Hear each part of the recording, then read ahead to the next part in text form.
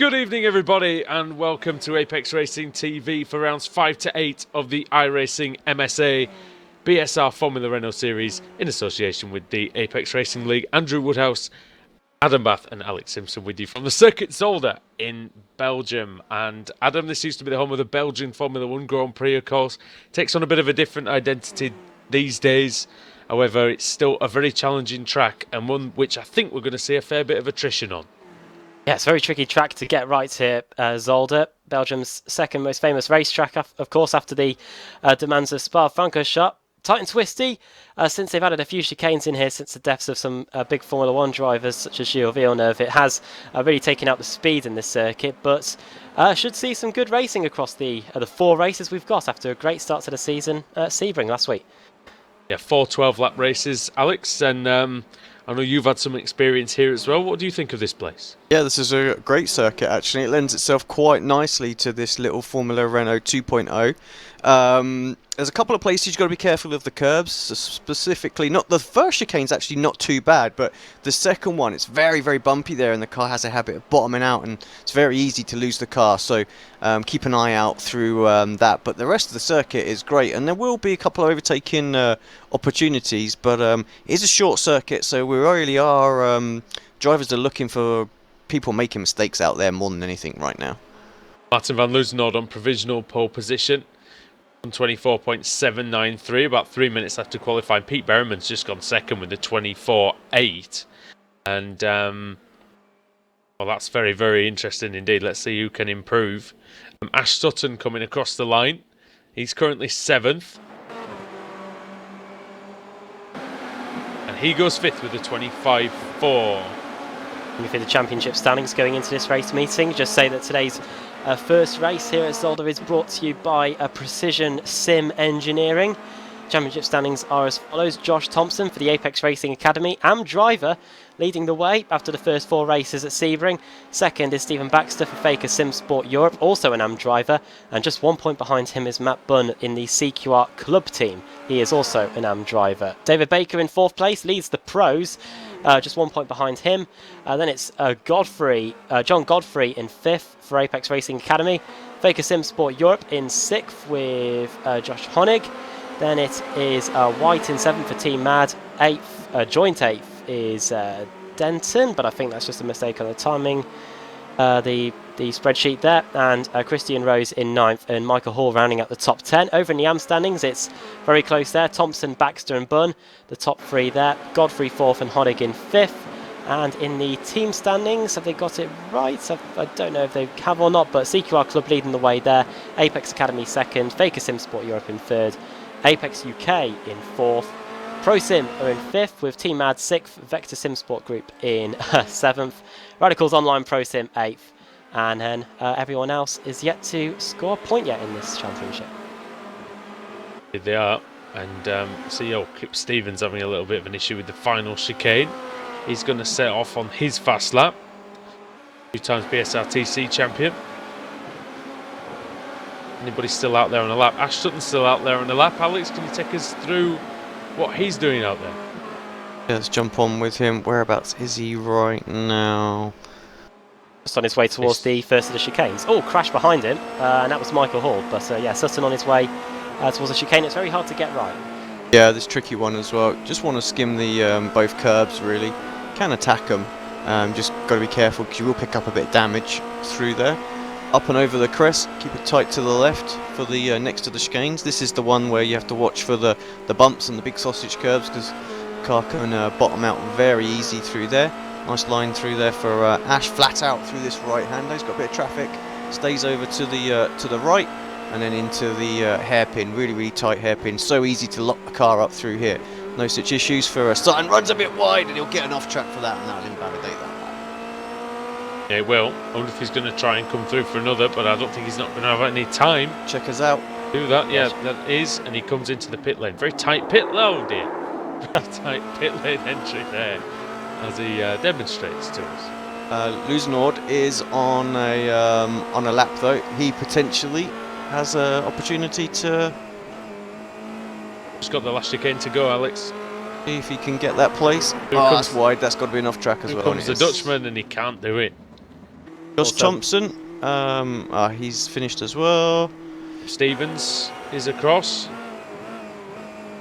He's 29th. The banker lap, really. I think René Osterkamp has just gone third with a 125.1. So he was only 7th in practice, but third in qualifying. Excellent stuff. Good end to the last race meeting for René Osterkamp. Got a 6th place finish in the crazy 4th race we had at Sebring after starting in 25th place. That's so good for him to back that up. Martin van Loozenhoorn again showing his pace over a single lap. Won race 1 at Sebring. Started on 2nd on the grid there as well. So a good omen for him there to pick up his 2nd win of the season. 37 drivers going to take part in today's proceedings. 12 laps, of course, of this 4-kilometre circuit. It's more known for its sports car racing now.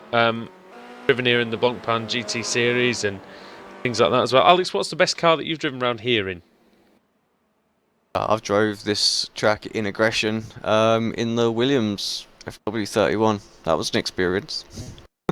Oh, I bet. Good one or a bad one? But yeah, a bit of both. You just got to watch out for like the Lego curbs, on the outside. Like if you catch them, you catch the tongue of the chassis, and the car just does like a double axle half tuck, somersault thing. That's what happened to me in practice. Yeah. It's not the best. No, and but the man who is the best in the qualifying session was Peter Berryman. And the Apex Racing UK driver is on pole position. Adam, if you could take us through who his challengers will be. Okay, so let's look at the starting grid then for the first race of the day. Pole position goes to Pete Berryman. Martin van Loozenhoorn starting with him on the front row.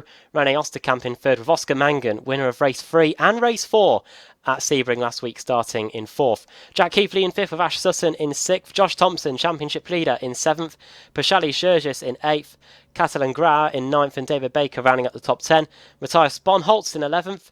Jost Honig starting in 12th, Michael Hall in 13th, David White 14th, Matt Bunn starting in 15th, Christian Rose in 16th, Ash Blake Hood in 17th, Tom Depker starting in 18th, Lawrence De Rick starting in 19th, and Daniel McCauley starting in 20th, Stephen Baxter 21st, John Godfrey 22nd, Paul Denton 23rd up inside the top 10 in the points, Ralph Cullinan starting in 24th, Pierre Minier starting in 25th, Kevin Balthazar in 26th, George Ratchis 27th, 28th Alan Mitchell, 29th Kip Stevens, and in the cars that haven't set times, Antoine Hegelin, Chen Bollock Bassi, Samuel Lebert, Mark Pickford, James Nash, Nathan Davis, John McHutchinson, Alan Morgan, and also starting at the back in 38th place, you need to get the car out on the track, Andrew, it's Andrew Woodhouse.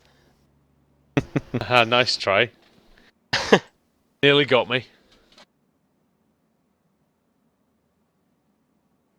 It is actually quite a tactic for a commentator to join the practice session so that everybody grids at the right time and you can plan the start. Yes. Although we don't have one of the front runners, there we go, as Martin van Loozenhoorn, their Apex Racing Academy, slots into the 2nd position on the grid. We've seen some doozies of starts here at Zolder in the past. Oh God, yeah. Hopefully everything is clean today. Red lights are beginning to come on then here at Zolder. Green, green, green. Very quickly the green light is on. It's a great start by Van Loozenhoorn. Already overhauled Berryman.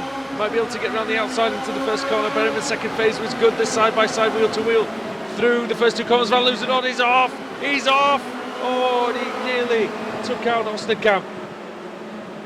Osterkamp's in 2nd place. Round the outside through this first sector. It's very good. A lot of medium, fast-speed corners. And Osterkamp has to slot in behind Van Loozenhoorn. Van Loozenhoorn runs wide again. He might have dirt on his tyres. He will have dirt on his tyres as they continue to drive down towards the chicane. The first chicane. Also having a look on the inside there is Jack Keithley. All bunching up. Secured pro licence at the weekend. All bunching up into the chicane then. This is the tricky spot of the circuit. Oh, there's cars around. One's missing a rear wing. One of them's an Apex car, and it's Samuel Lebert, winner of race 2 at Sebring last week. Ralph Cullinan also around. Not a good start for them. They were at the back, weren't they? Then Bollock Bassi it is without a rear wing. Oh, His luck continues in this series. Ashley Blake Hood spun. Also a spin for Alan Morgan. Van Loosenor takes the lead then, past Pete Berryman on the exit of the hairpin at the back end of the circuit. Also Jack Keithley past Osterkamp. He's up into third place as we go through the final chicane. Berryman's trying to fight back, see what he can do. He's going to be in the slipstream of the Apex Racing Academy car. Over the line then, these two clear by about 3/4 of a second from Jack Keithley now in third. He managed to get ahead of René Osterkamp. We didn't see that on the screen. Ashley Sutton in fifth, ahead of the championship leader Josh Thompson. Then Oscar Mangan, Brascalis Jurgis, Kathleen Grauer and Dave Baker round out the top 10. Having a look at Matt Bunn and David White, they're having a good battle. Bunn had an opportunity to make a move in turn 1 and turn 2, pulled out of both overtakes. CQR Club obviously leading the way in the Teams Championship at the moment. These guys are veterans in the BSR style series, so they know how to score points in this system. Of course, winners of the Kia Pro Series last time. Oh, look at this battle for 20th place. Ken Bullock-Bassey and Michael Hall, Stephen Baxter, Tom Depker. Wow. Side by side into the second chicane. That's a good move there by Michael Hall to get through on Chen Bullock-Bassey. Oh, and just in front of them, Depker versus Lawrence de Rick going into the hairpin. Up the inside goes the Apex Academy car there, and that is him through. Yep. And see if you can make Dirac can fight back, and you've got just behind them Stephen Baxter. Baxter's on the inside, Dirac on the outside. Good move by Stephen Baxter. But Bassey trying to get himself back past Hall here as well. Hall having to defend all over the place right now. Under the cosh somewhat. Of course, secured himself, Alex, a World Championship licence for 2017 at the weekend. Yeah, great drive from... off. Kevin Baltazar. Just went through the gravel. Sorry to cut you off, Alex. Went through the gravel in turn 1. No worries. That slowed him down a fair bit. Higlin's into the pits as well. He's going to try and see if he can get his car repaired. He's got no nose. So Kevin Balthazar from Belgium as well. See, another Belgian driver. Sure, sorry. So, yep. So, just good to know our livery looks good with no front wing on it. So both the the two countrymen there, Antoine Higlin and Sam Lebert, just demolishing their front wing. So, good job I haven't got to foot the bill for that. No, but as Adam said last week, he's not going to have a problem with cooling inside that Formula Renault 2.0. Michael Hall getting positions back that he lost at the start of the race. He's just got up to 21st place now, past John Godfrey on that lap. Now it's got Daniel McCauley, the next car in front of him. Of course, the two big names that are leading the way, really, in the championship after the first race meeting of the season, Apex Racing and CQR Club. CQR Club, very, very strong indeed. Great lineup as normal. Martin Van Loosenor, though, flying away at the front. 1 second clear. Peter Berryman, and then there's 2 seconds back to Jack Keithley, who's been monitored closely by René Osterkamp. And Osterkamp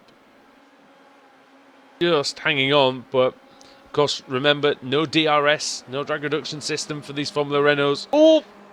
Sorry, and it is Jos Honig that is off, and he hit those Lego curbs that Alex called them earlier in the broadcast on the exit of turn 2. It launched that Formula Renault into the air, and it's allowed Tom Depker and also Matt Bunn through.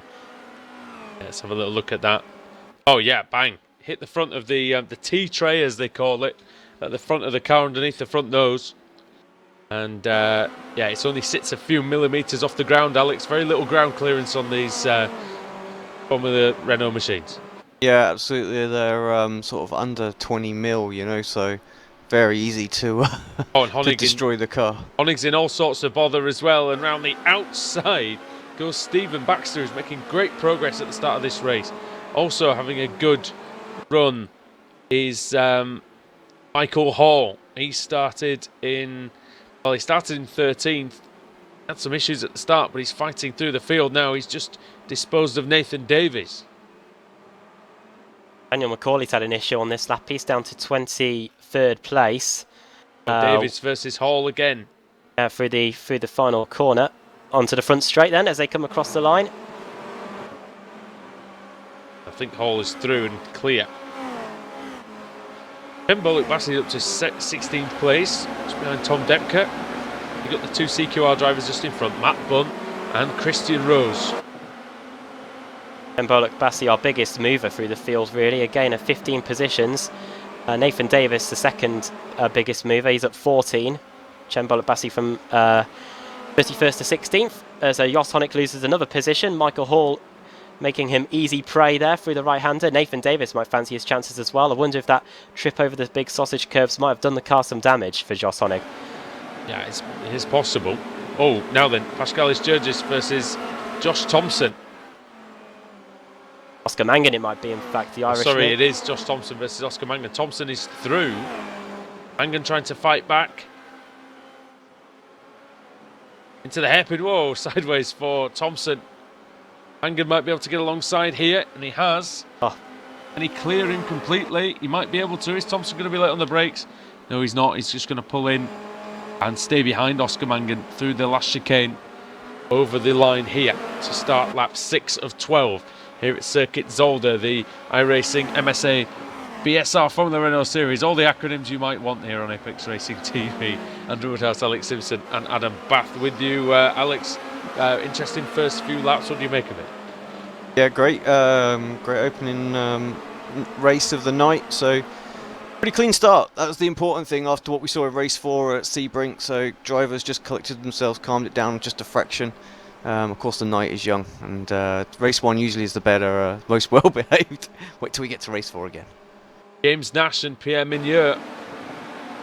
Sorry, it's James Nash and Alan Mitchell battling with Pierre Migneur just in that group. Stevens as well, I believe, for Pro Sim. You can see the front of Pierre Migneur, the privateer, has got no front end there. Alan Mitchell's livery, by the way, completely wins this afternoon's proceedings, I think. Buzzing Hornets. We don't want to be seen to be doing any tobacco advertising in the slightest here, as James Nash gets a good run through the right-hander, and there's a good opportunity for Denton as well, who had issues at the start, to try and get past Pierre Migneur into the chicane. Paul Denton was in the mid-20s in practice. Look at the rear wing. Sorry guys, battle for 10th place right now. David Baker involved in that one as battling through the final chicane, and Matthias up to 10th place with that move. Braun GP livery, of course, but the CQR club might fancy his chances again up the inside into turn 1. Also there is David White, Team Mad driver, so 3 teams battling away here. Well, Sponholz is a privateer. Got a nice livery on that from the Renault, Braun GP inspired, of course. And yeah, Baker for CQR, David White for Team Mad. Let's see. One of these yellow cars is going to come out on top. David's. Oh, off goes Sponholz. Oh dear. Everyone scrambles. White picks up 2 places. And Bollock Bassi so close to hitting him on whilst he was rejoining. White's going to go through. It's Christian Rose going to go through as well. He might. Matt Bunn's through, yeah, as David well. White, though, he'll be Merry Christmas, you know, to him. Thompson on the back of Ash Sutton now, moving through the field. Maybe. Oh yes, Sutton. Burgess. Oh, sorry, Thompson and Mangan. Harassing, yeah, the CQR club of Ash Sutton here. Oh, gone past the halfway distance. Jurgis already got through on Sutton, so that was on this lap as well. Sutton was 3 seconds ahead of Jurgis at the start of lap 7. No problem there for the Jack Sears Trophy winner, I think. I'll quickly go back and see what happened. I had a spin in the second of the chicanes. I believe that's the Villeneuve chicane. Just spins it on the exit. Easy to do in these Formula Renaults, and even for a Jack Sears Trophy winner. And yeah, Sutton loses that time, and he is now in 6th position, back where he started. Thompson and Mangan putting him under pressure. Good battle here. Lawrence de Rijk and John Godfrey.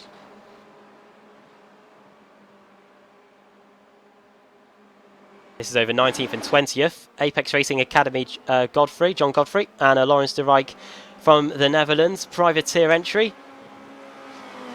Hanging around in the positions that we will be using for the reverse grid. I don't know if de Rijk's got a bit of damage, actually. You know, he's very slow on this lap. If he's just struggling a little bit out there, because he was ahead of John Godfrey. A lap ago, and through goes Daniel McCauley. We saw Macaulay quite high up last week at Sebring, having some connection issues that dropped him down. What's happened to Sponholtz then? 17th for him, so he lost a few positions in that spin. He's got Michael Hall for company now. Michael Hall, we know he's aggressive, we know he'll attack. Given the chance, he goes down the inside. He's going through Michael Hall. Sponholtz on the outside, Hall on the inside, gets the traction out of the chicane, out of the hairpin, sorry. Heading towards the final chicane. And Michael Hall maybe go on the inside. Sponholtz still side by side. Hall sensibly, I think, Alex, decides that he doesn't want any part of that. Yeah, I think important, of course, for those guys to finish. I'm just having a look where his teammates are. He's got teammates ahead of him, so he can afford to go for it. You know, it's just all about his own championship points, and it's quite early in the days to be to almost be worrying about them with the showdown. Oh, wide, and hits that horrible Lego curb that I was talking about earlier on, and it wasn't too bad, but that could have been nasty. He did lose a place back to Godfrey though, so John back up. Oh, to, Josh 18th. Thompson's nearly lost it at the chicane, and Oscar Mangan is right there now. Almost glued to the back of him. The winner of the last two races at Sebring, of course, running up inside the top 10 again here. Apex UK versus Apex Academy, going into the hairpin. Well, it was the first and the last race, I think, was it? Oh, it was. Yeah, it was race 3 and race 4. Race 3 and race 4. Race 3, yeah, and the last two races. A lot of personal pride up for stake for the academy guys. Obviously, we'll always want to pull one over the main team, and in contrast as well, Oscar won't want to be beaten by an academy driver. So yeah, lots on the line for this battle. No, Adam, I correct myself on that one as well, because I'm thinking of Wojciech Svidovic winning races 1 and 4 on Thursday night. So sorry about that. I knew I'd written 2. I knew somebody had won races 1 and 4 in the last week. So many broadcasts. Yeah, I tell you what though, I bet you in the car it feels just as bad as stepping on Lego, driving over those Lego curbs. We've all done that. But yeah, two and a half laps to go now. I like the way that's now stuck as well, because it is a Lego curb out there. It does look like you could just stick them on top of each other. Make the curbs higher, quick. Osterkamp and Mangan's Keithley getting very close as well. Battle for a final podium position. Say, That yeah, battle's not been so close since the first lap, really. Keithley's driven a really, really good race. Osterkamp just sorry back guys, towards side him by again. side, looking at a battle here. Dan Macaulay and Michael Hall. And it looks like Dan's moved his way up. So Hall dropping back. I don't know if he picked up damage, and a bit much like he's lost it again. And that means Hall goes wide. And Macaulay making Pickford a mistake. around as well. Pickford straight around him too. So Behrman just disappeared off the timing screen for a second. Pickford's now having a look at Michael Hall. Is he going down the inside? No, he isn't. Not sensible, I think. We also missed Jem moving himself up into the top 10 past David White that last lap as well. 2 laps to go here. Up 21 positions now, Cembol Bassi, disposing of David White there. Tell you what, the CQR car seems to have gone backwards as the race has progressed here. Just must have had like a visual glitch at the start when it looked like he knocked his rear wing off. Yeah. Seems like everything's fine and dandy with that car now.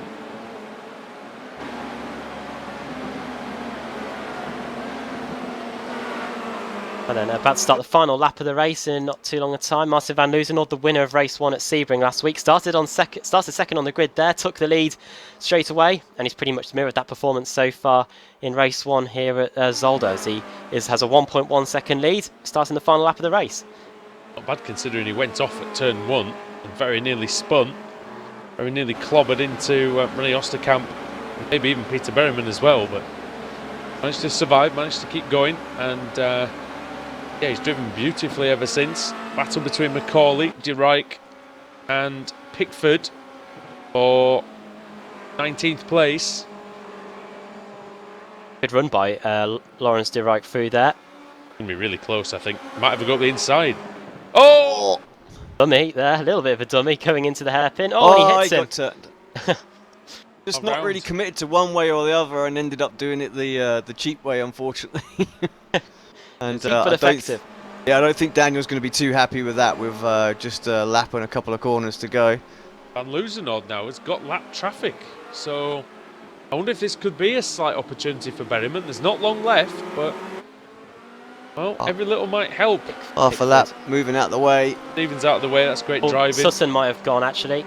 Look at the rear wing. Yeah, he has. Of Alan Morgan, just buckled completely.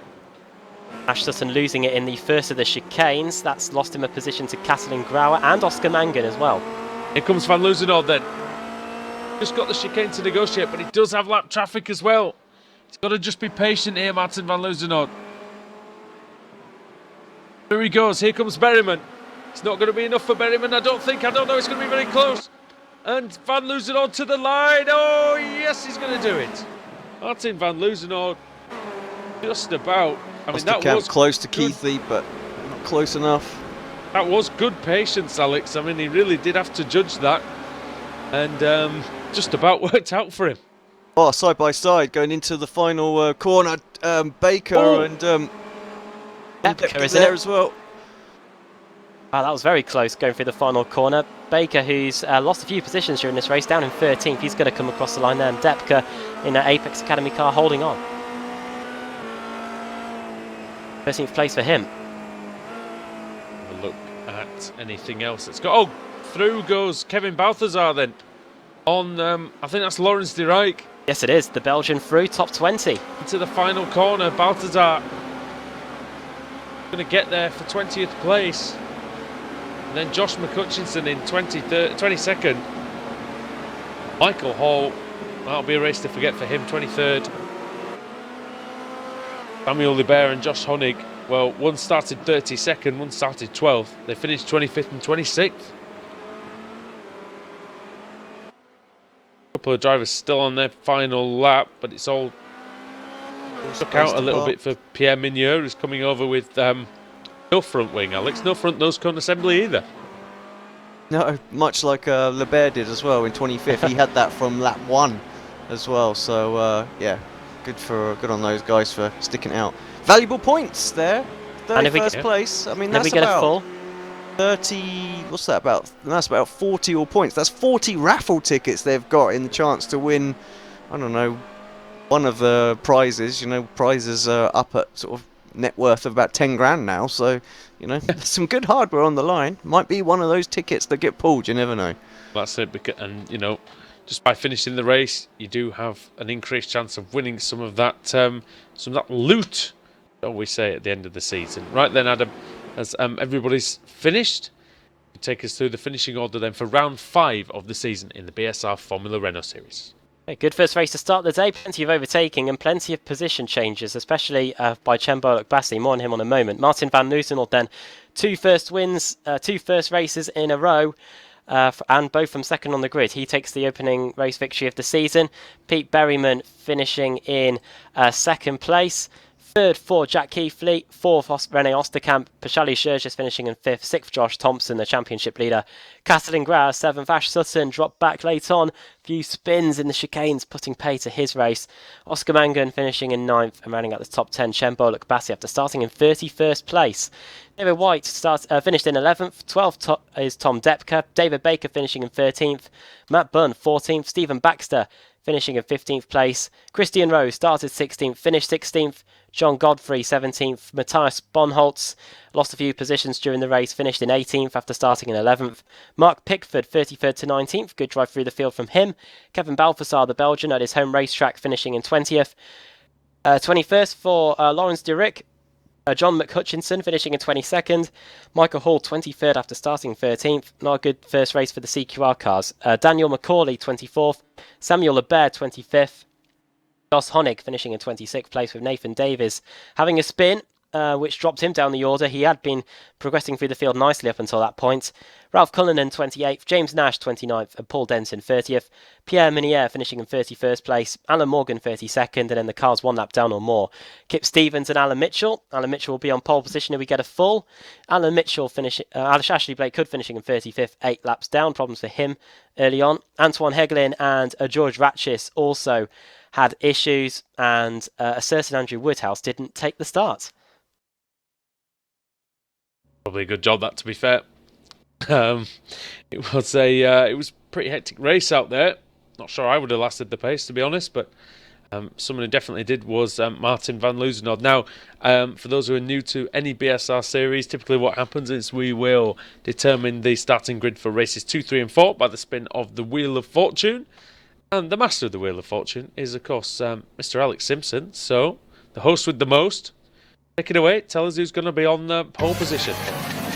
Yeah, here we go then for the first time tonight. Where will where will it be? Where will it land? What did we have? It wasn't quite a fall, was it, the first time? It'll be a fall this time. It's going to be a small one. Just 16th once again. So, yeah. So top 16 will be reversed. Who's that? And that is Christian Rose starting on pole position. So good news for the CQR Club team. Stephen Baxter will be starting in second for Faker Sim Sport Europe. Matt Bunn, CQR Club, third. Another DQR Club, David Baker, starting in fourth. And an Apex Racing Academy card, Tom Depker. He'll be starting in fifth place for race 2. Alright, so without further ado, we're going to go for a little short commercial break before this second race of the evening, but don't go anywhere as we're back for more action from Zolder in the Formula Renault 2.0 after this break.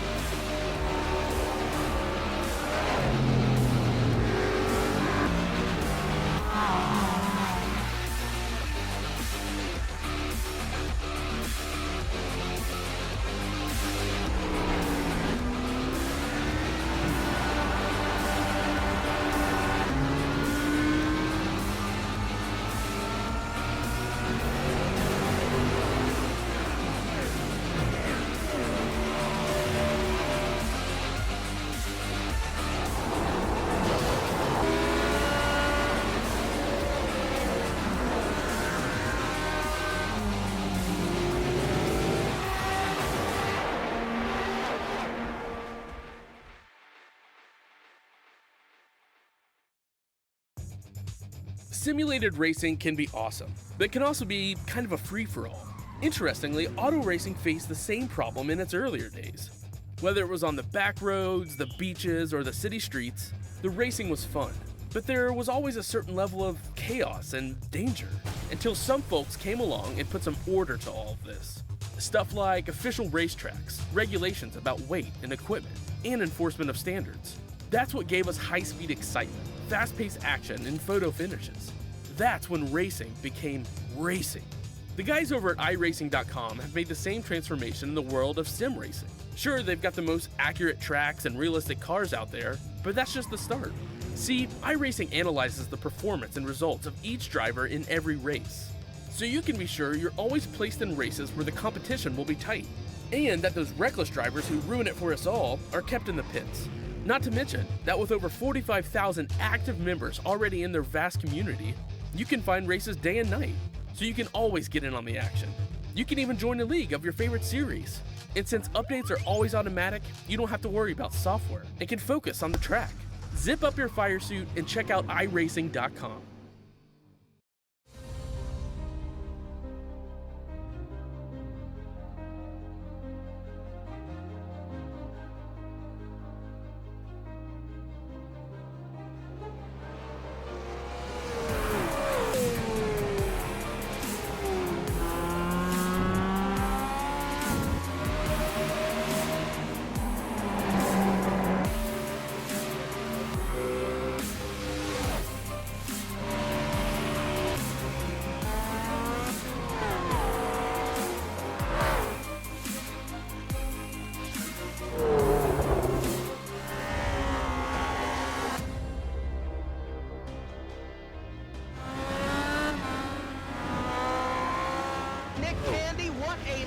Truex in the outside contact, mate. 56 slides it into 4. Who's going to be into stripe?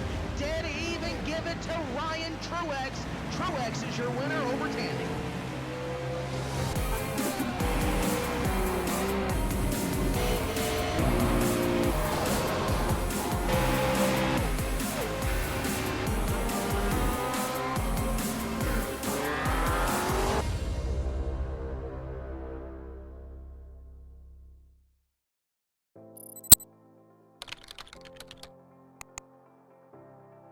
iRacing.com is a sim racing game that combines a true-to-life racing experience with an online community of virtual racers from all over the globe.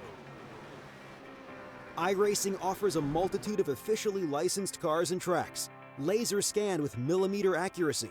Their car models and mechanical systems are based on real-world physics and engineered in cooperation with manufacturers and race teams.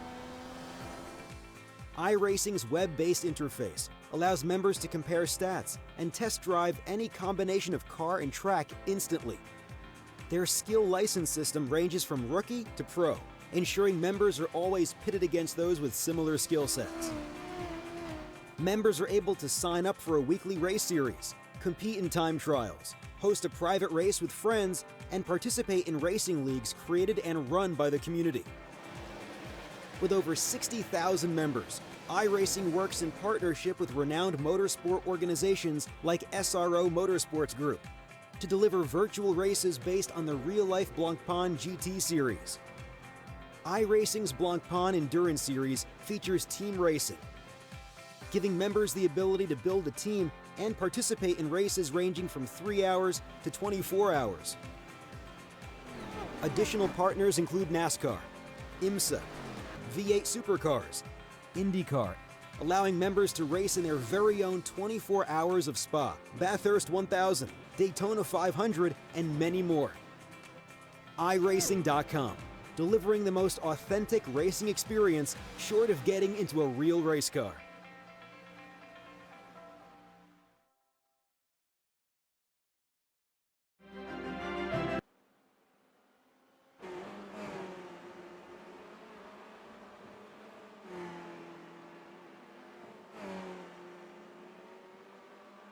Welcome back to Circuit Zolder for round 6 of the iRacing MSA British Sim Racers Formula Renault Championship in association with the Apex Racing League. Hello everybody, Andrew Woodhouse, Adam Bath and Alex Simpson with you And we just completed race 1 here at Zolder, which was a great race. Really good finish. It ended up quite close in the end because the leaders came across some lap traffic. It was Martin van Loozenhoorn who managed to take the victory. And Alex, how good is it to see Martin back on form? Well, I think how good is it to see Martin back? I think that's that's the main thing. Of course, he stepped away for probably the best part of about 4 or 5 months, so we haven't seen him around. But yeah, a phenomenal driver in this car. Obviously, won the opening championship once the car dropped. So those massive strength of field. So exceptional talent. But yeah, I'm enjoying seeing him back in the Apex colours. Adam, both drivers have got their work cut out for them though. Martin van Loozenhoorn, Pete Berryman, the 2 drivers who finished first and second, of course. They'll be starting from 15th and 16th places. And it's not going to be easy, is it, to overtake around this Zolder circuit? Some drivers seem to be doing a better job of it than others now. Yeah, Chembol and Bassi was able to gain 21 positions in race 1 as Pete Berryman goes for a nice drift around the second chicane. So yeah, we'll see what those drivers are able to do. Van Loozenhoorn didn't have it all his own way in race 2 at Sebring after he was able to win there. In fact, as a round goes, George Ratchis, where did he finish actually? He finished in 21st place after starting, after a similar number of cars were reversed for race 2. 17 cars were reversed for race 2 at Sebring. So we'll see if he's able to perfect the overtaking in race 2, Van Loozenhoorn. But yeah, expect some drivers to fare better overtaking on this circuit than others, I think. I'm interested, Alex, to see what Ash Sutton does actually in this one, because we know about his overtaking skills, and he's starting 3 or 4 places in front of the race winner. Yeah, should make for a good race. Always good on the brakes is Ash, you know. So if he can brake late, then he should be able to defend and hold the guys off. Let's see how it pans out. But of course, he will be wanting to move forward at the same time, and you have to think that he's got a chance for a race win, and CQR's first. Well, and speaking of CQR, Adam, they dominate the first 2 rows of the grid. If you take us through the starting order then for round 6. Okay, so on the pole position for race 2, it is Christian Rose, 2nd Stephen Baxter, 3rd Matt Bunn, 4th David Baker, 5th Tom Depka, 6th David White, Chembol Bassi, just as I was saying about him there, one of the biggest movers in race 1, starting in 7th place, Oscar Mangan 8th, Ash Sutton 9th, and 10th is Catalin Gra, 11th is Josh Thompson, 12th Pashali Shergis, 13th Rene Osterkamp, 14th Jack Keithley, 15th Peter Berryman, and 16th it's Martin van Loozenhoorn, our race 1 winner, John Godfrey 17th, 18th Matthias Sponholtz, 19th Mark Pickford, and 20th is Kevin Balthazar. Very much, Adam. Just a few seconds, then we'll be getting round 6 underway. What sort of start can Christian Rose make from the pole position? Here we go then. Revs are rising here at Zolder for the second time tonight. Someone jump start as Green well. You light saw is the on. puff of smoke. There was a gap on the grid as well. Somebody didn't take the start, but it's a good start by Rose. He goes into the first corner first, and Baxter's trying round the outside. Wheel to wheel, they go. Christian Rose, Stephen Baxter. They've got Matt Bunn behind them with Dave Baker in 4th place. And it looks like that Matt Bunn's going to take advantage of his teammate running a little bit wide. Christian Rose through the second corner, and here comes Matthew Bunn up the inside of Baxter into the 3rd corner. Very, very close, almost touching. But through they all go. Everyone's through the first few corners safely, it looks like. Look at this CQR train. CQR army. And it looks like Baxter's going to maintain the lead into the second chicane, Adam. Oh, there is a contact a bit further back. 2 cars involved. Considering that's one of the tightest chicanes we have on the service. It's kicked not off too here. bad. Josh Thompson. Oh! And that's Jack Keithley also involved in issues through the second chicane. It's all going to bunch up here going through the right-hander towards the hairpin. Yeah, 2 problems for them. Keithley was nearly over. I've been Tom Depka, I don't know. Yeah, it was Jack Keithley. Keithley who was nearly over. I think he got hit by Depka. The Faker Sim Sport car just over on its side. Nearly flipped up and over. He survives somehow. He's still going. Car looks okay. Doesn't seem to be losing any pace. Somebody into the pits. I'm not sure who that is. Top 3 very much clear then at the minute. And Loozenhoorn's dropping down the order. That's the car that's into the pits, Alex. That's Martin van Loozenhoorn. I wonder if that was the jump start that you saw, Alex. It could have been. Mangan on the inside of Sutton. And then Although behind some Mangan is drivers Judges. had penalties, didn't they, as well? Did Martin have anything that he needed to serve in this race? I don't think it was just pit lane starts that they were getting handed out. I don't think anyone had to drive through penalty to serve. Chembo Bassi incidentally had a pit lane start, as there's Matt Bunce got past Stephen Baxter for the lead. And Oscar Mangan trying with Ashley Sutton. They're side by side into the first chicane. Oh, Mangan has to get out of it. Then he bounces off the curb. He flies over the curb. Almost takes out Pascalis Jurgis. All happening here at Zolder. The CQR car's involved in all the battles we've got on the track at the moment. Sutton holding the second train. I thought there was a car with that front wing. I think it was another one of those little technical glitches that we keep seeing. David White around. Yeah, David White. What's happened here? Second chicane. Look at Lawrence de Rijk. He lost it on his own. Lawrence de Rijk down the inside of two drivers into the hairpin.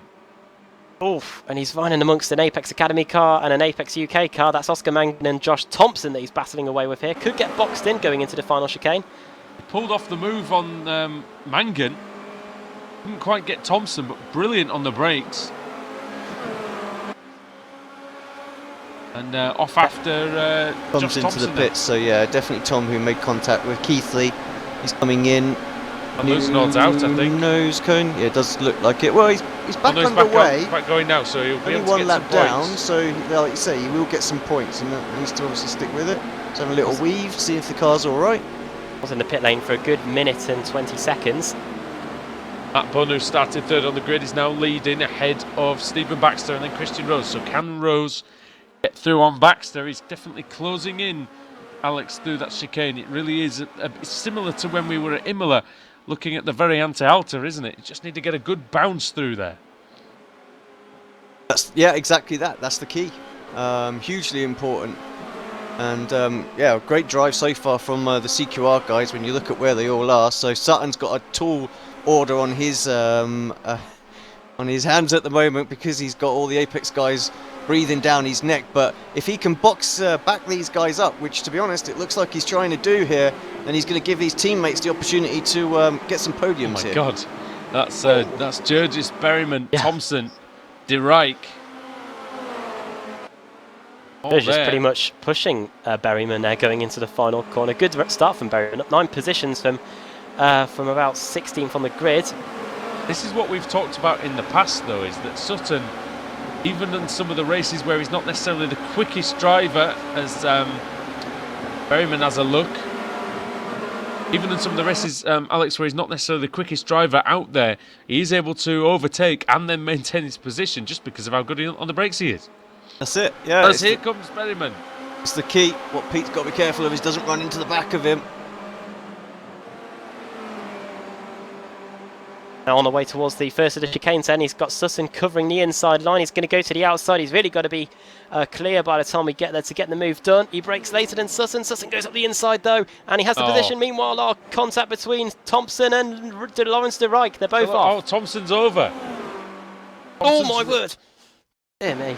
Lawrence de Rijk rejoining the track nearly caused a whole load of issues for Oscar Mangan. It was all really on Thompson, I have to say. He just went too tight on the inside, rolled the car, and yeah, right, unfortunately got caught up with it. Nothing, not his fault. Libert and Osterkamp. Alex, that's for 11th and 12th. Libert making his way through the field, 25th on the grid. He's trying to get up into 11th. He runs wide. Here comes Osterkamp. He's back through. Libert. And he's just cleared him. Is Libert going to have a lunge into this last chicane? He might. Thinks about it. Doesn't do it. Osterkamp maintains 11th place. Battle for second place is on now between Stephen Baxter and Christian Rose. Rose started on the pole, of course, looking at the inside here going into turn 2. Baxter still maintaining his ground for now. Oh, but Rose has got a really, really nice run. He did force Baxter into going a little bit wide. Might be able to attack him into the chicane if he has a good right-hander here. It is pretty good. It's right there with him. Baxter defends the inside. Tricky if you're on the inside here because you can so easily just clobber that first curb and go flying up into the air or spinning round like Stephen Baxter just did. And that's the danger. Oh! That was Sutton, wasn't it? Yeah, unfortunately it was a massive net code, but Yep. And that's what might save Ash Sutton here, because it doesn't look like he's picked up any damage, similar to what happened when he hit the wall whilst leading in race 4 at Sebring last week. Yeah, he was lucky there too. Oh, he's got some wing damage though, saying that, so it's not going to help. Sutton versus 4x for him Berryman. as well. Berryman's taking to the outside line. He's trying to brake really late, trying to go around the outside of the CQR car. Sutton holds the line, runs a little bit wide, stops Berryman from going through. Here comes Berryman again. And Sutton's on the inside for the chicane this time. Front wing slightly bent and buckled. But he's driving a beautiful race, trying to keep the World Championship driver behind him. But here comes Pete Berryman now, and I think surely now Ashley Sutton isn't going to be able to resist him. He can't this time. Here comes Burgess. Oh, Burgess very close to Sutton. You can see how slow Sutton's been going. He does have the damage now.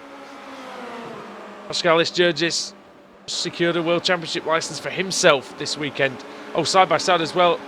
Baker and Rose. Baker for second place. David Baker is through. CQR 1, 2 and 3 and 4. It was for a minute until Berryman got past Sutton.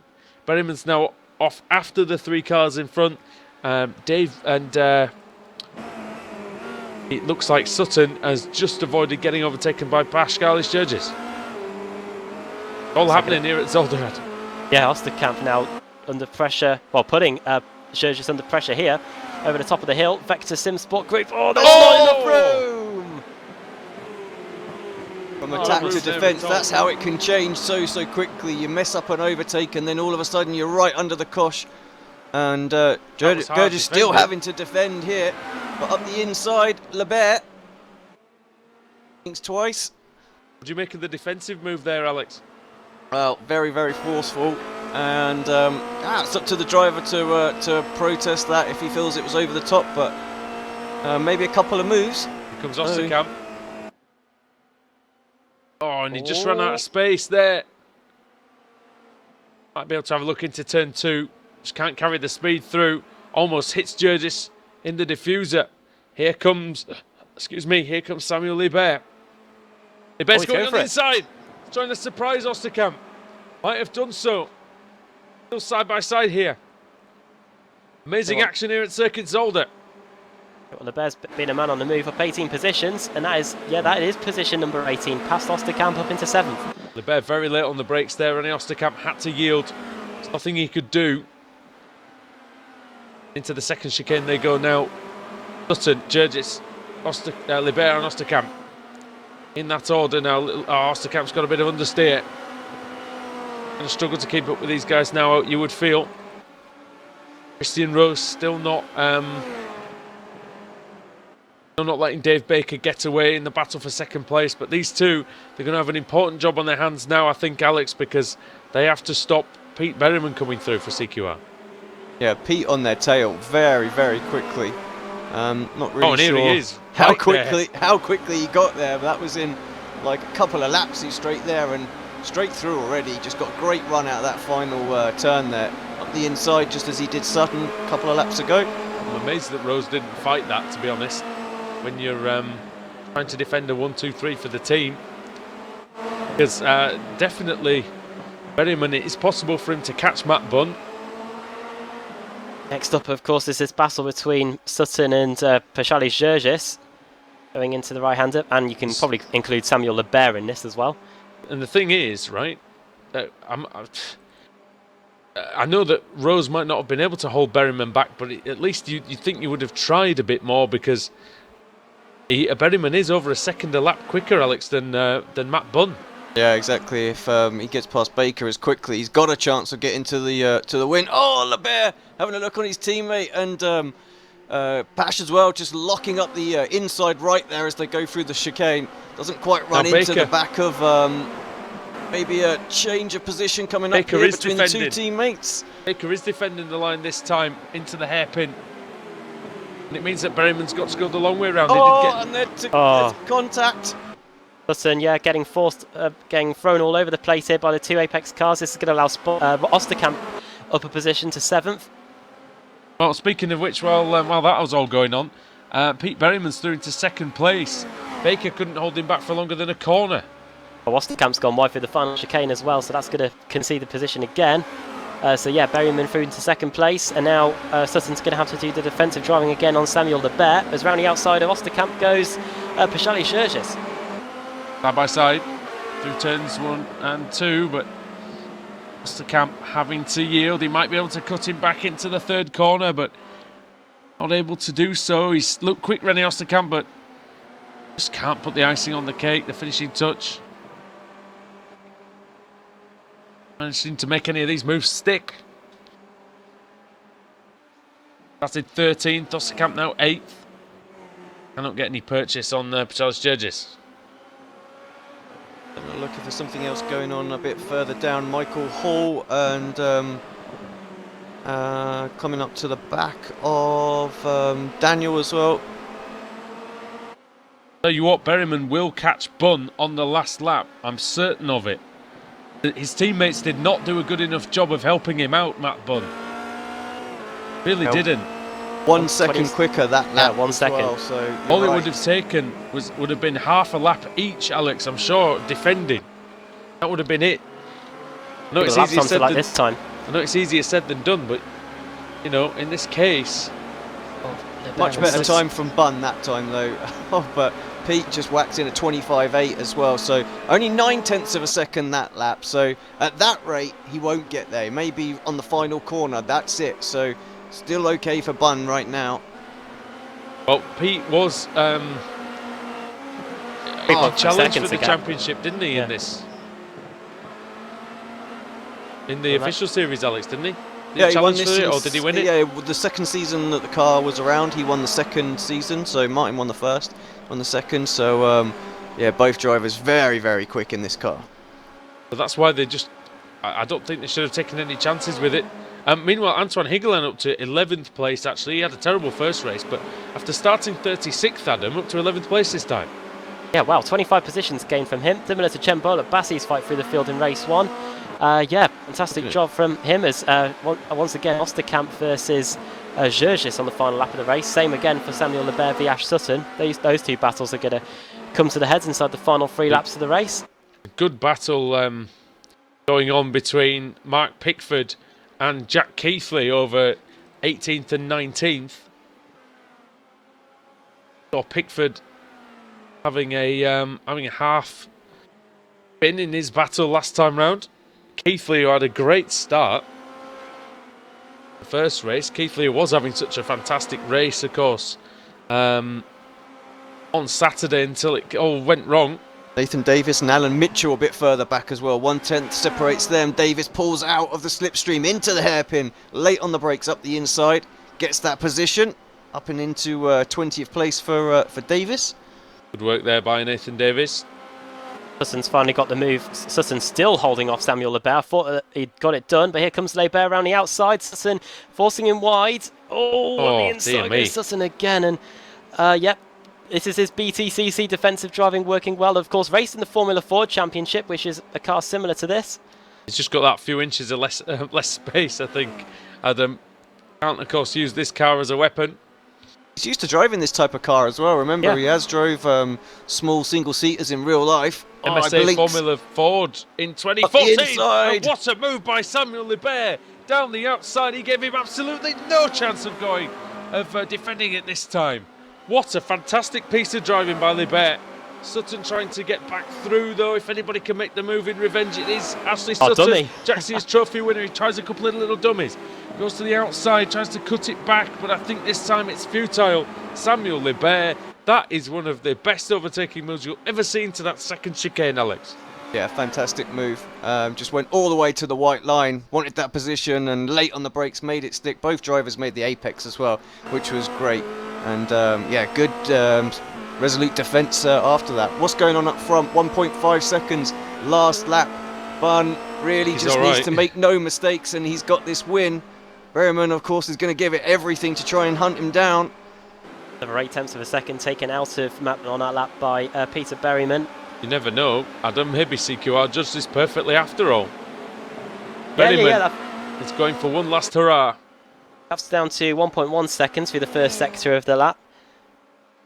There's not a lot to the third sector though, so we'll see what and Matt Bunn hold on under the pressure. Driven beautifully, Matt Bunn. Started third, 8/10 of a second.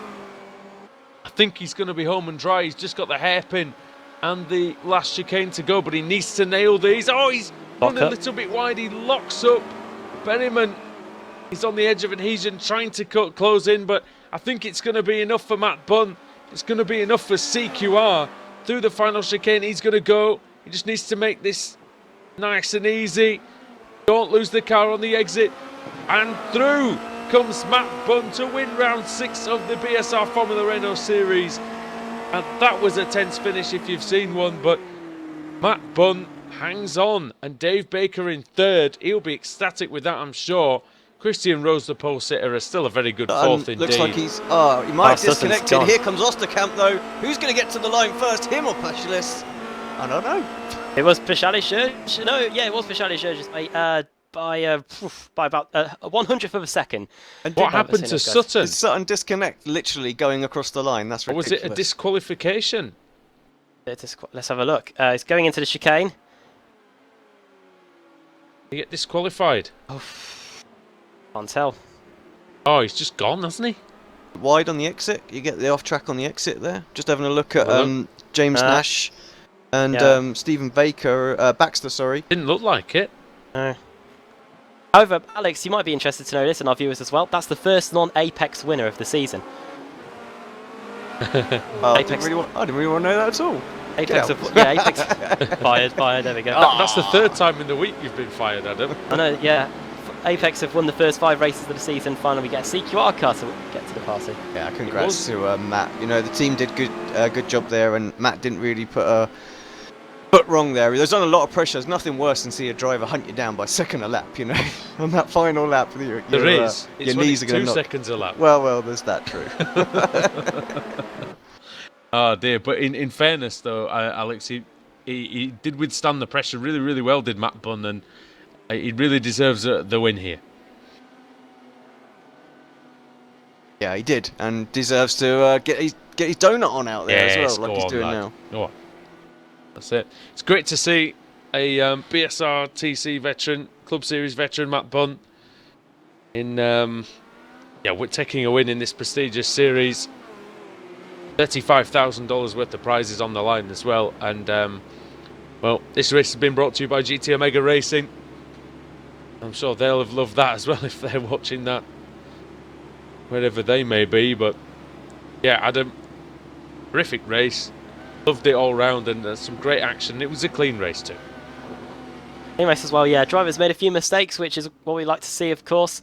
Drivers pushing it right to the limit, and nothing could sum it up better really than that battle between Ash Sutton and Samuel Lebert in the closing stage of the race. A brilliant fight through the field as well from Lebert, up 20 positions. And let's run you through the finishing order from the second race of the day. Matt Bunn takes the win then.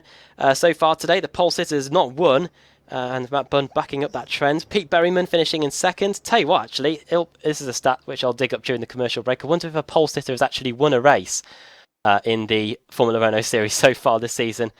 Pete Berryman finishing in second, David Baker finishing in third on the podium. Fourth for Christian Rose, Samuel Lebert, as I was saying, 25th to 5th. Paschalis Gerges finishing in 6th, 7th for René Osterkamp, 8th for John Godfrey. Antoine Hegelin, problems in the first race, but 36th to 9th, 27 positions gained from him. Matthias Bonholtz finishing in 10th. Chen Bolat Bassi had a pit lane start and managed to come through and finish in 11th.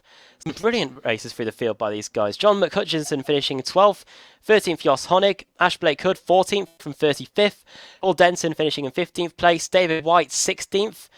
Did he have a pit lane start as well? I'll have to double check on that, but he finished in 16th place, 17th Nathan Davis, 18th Jack Keithley, 19th Mark Pickford and Alan Mitchell in 20th, 21st for Michael Hall, 22nd for Stephen Baxter, spun around of course in the first chicane.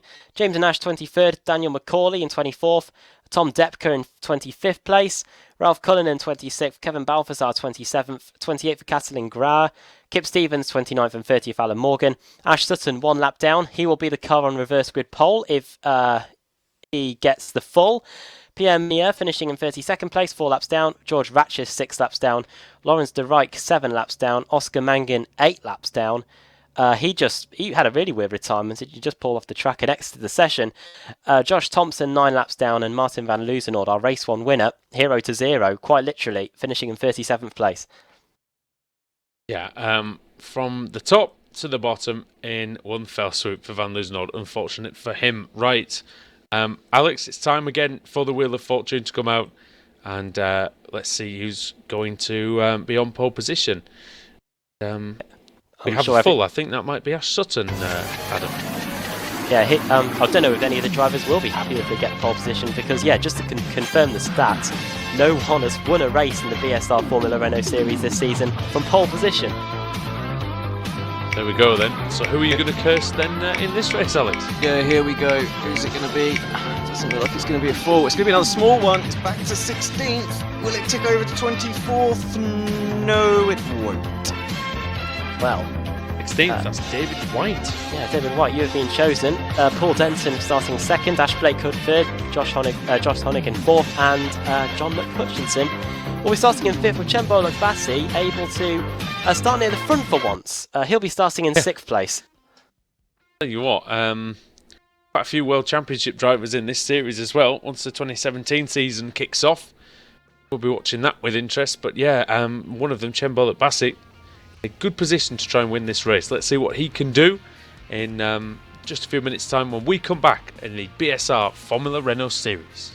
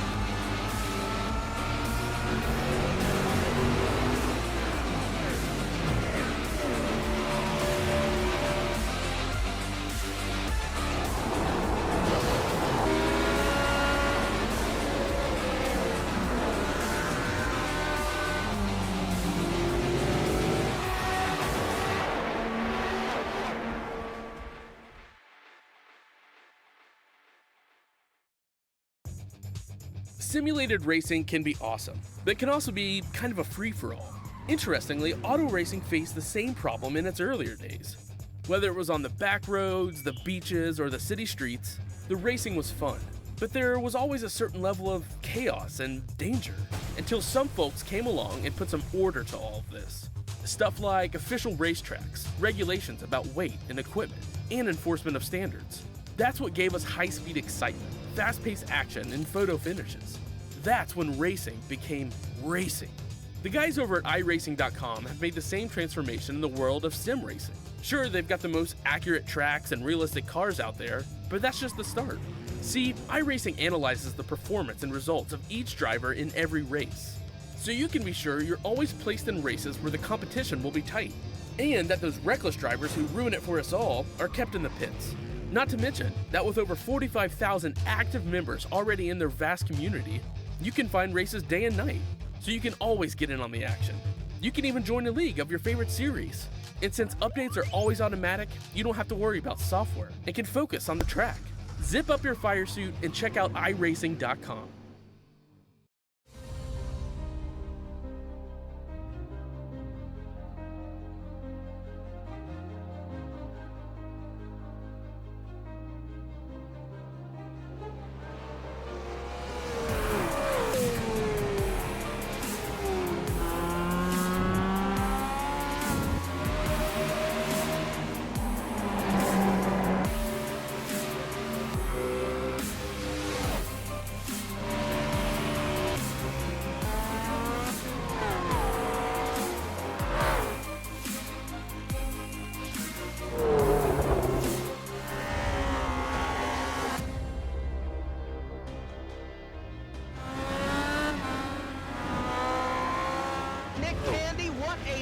Truex in the outside, contact made. 56 slides it into 4. Who's going to be into the stripe?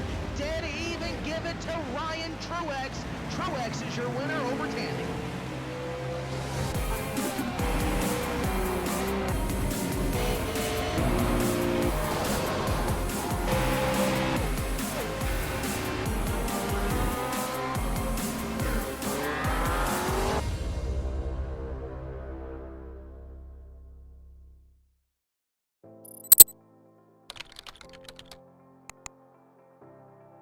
iRacing.com is a sim racing game that combines a true-to-life racing experience with an online community of virtual racers from all over the globe. iRacing offers a multitude of officially licensed cars and tracks, laser scanned with millimeter accuracy. Their car models and mechanical systems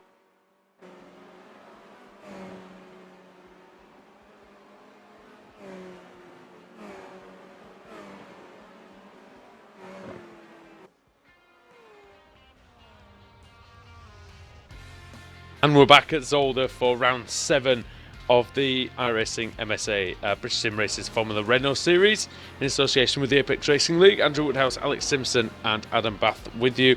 Alex, I'll bring you in this time. Quite a thrilling finish we had to race 2 actually, but the reverse grid being another small one, it means we're going to have similar contenders up at the front this time. Yeah, absolutely. 16 again, another great race. Minor contact and things like that in the first couple of laps.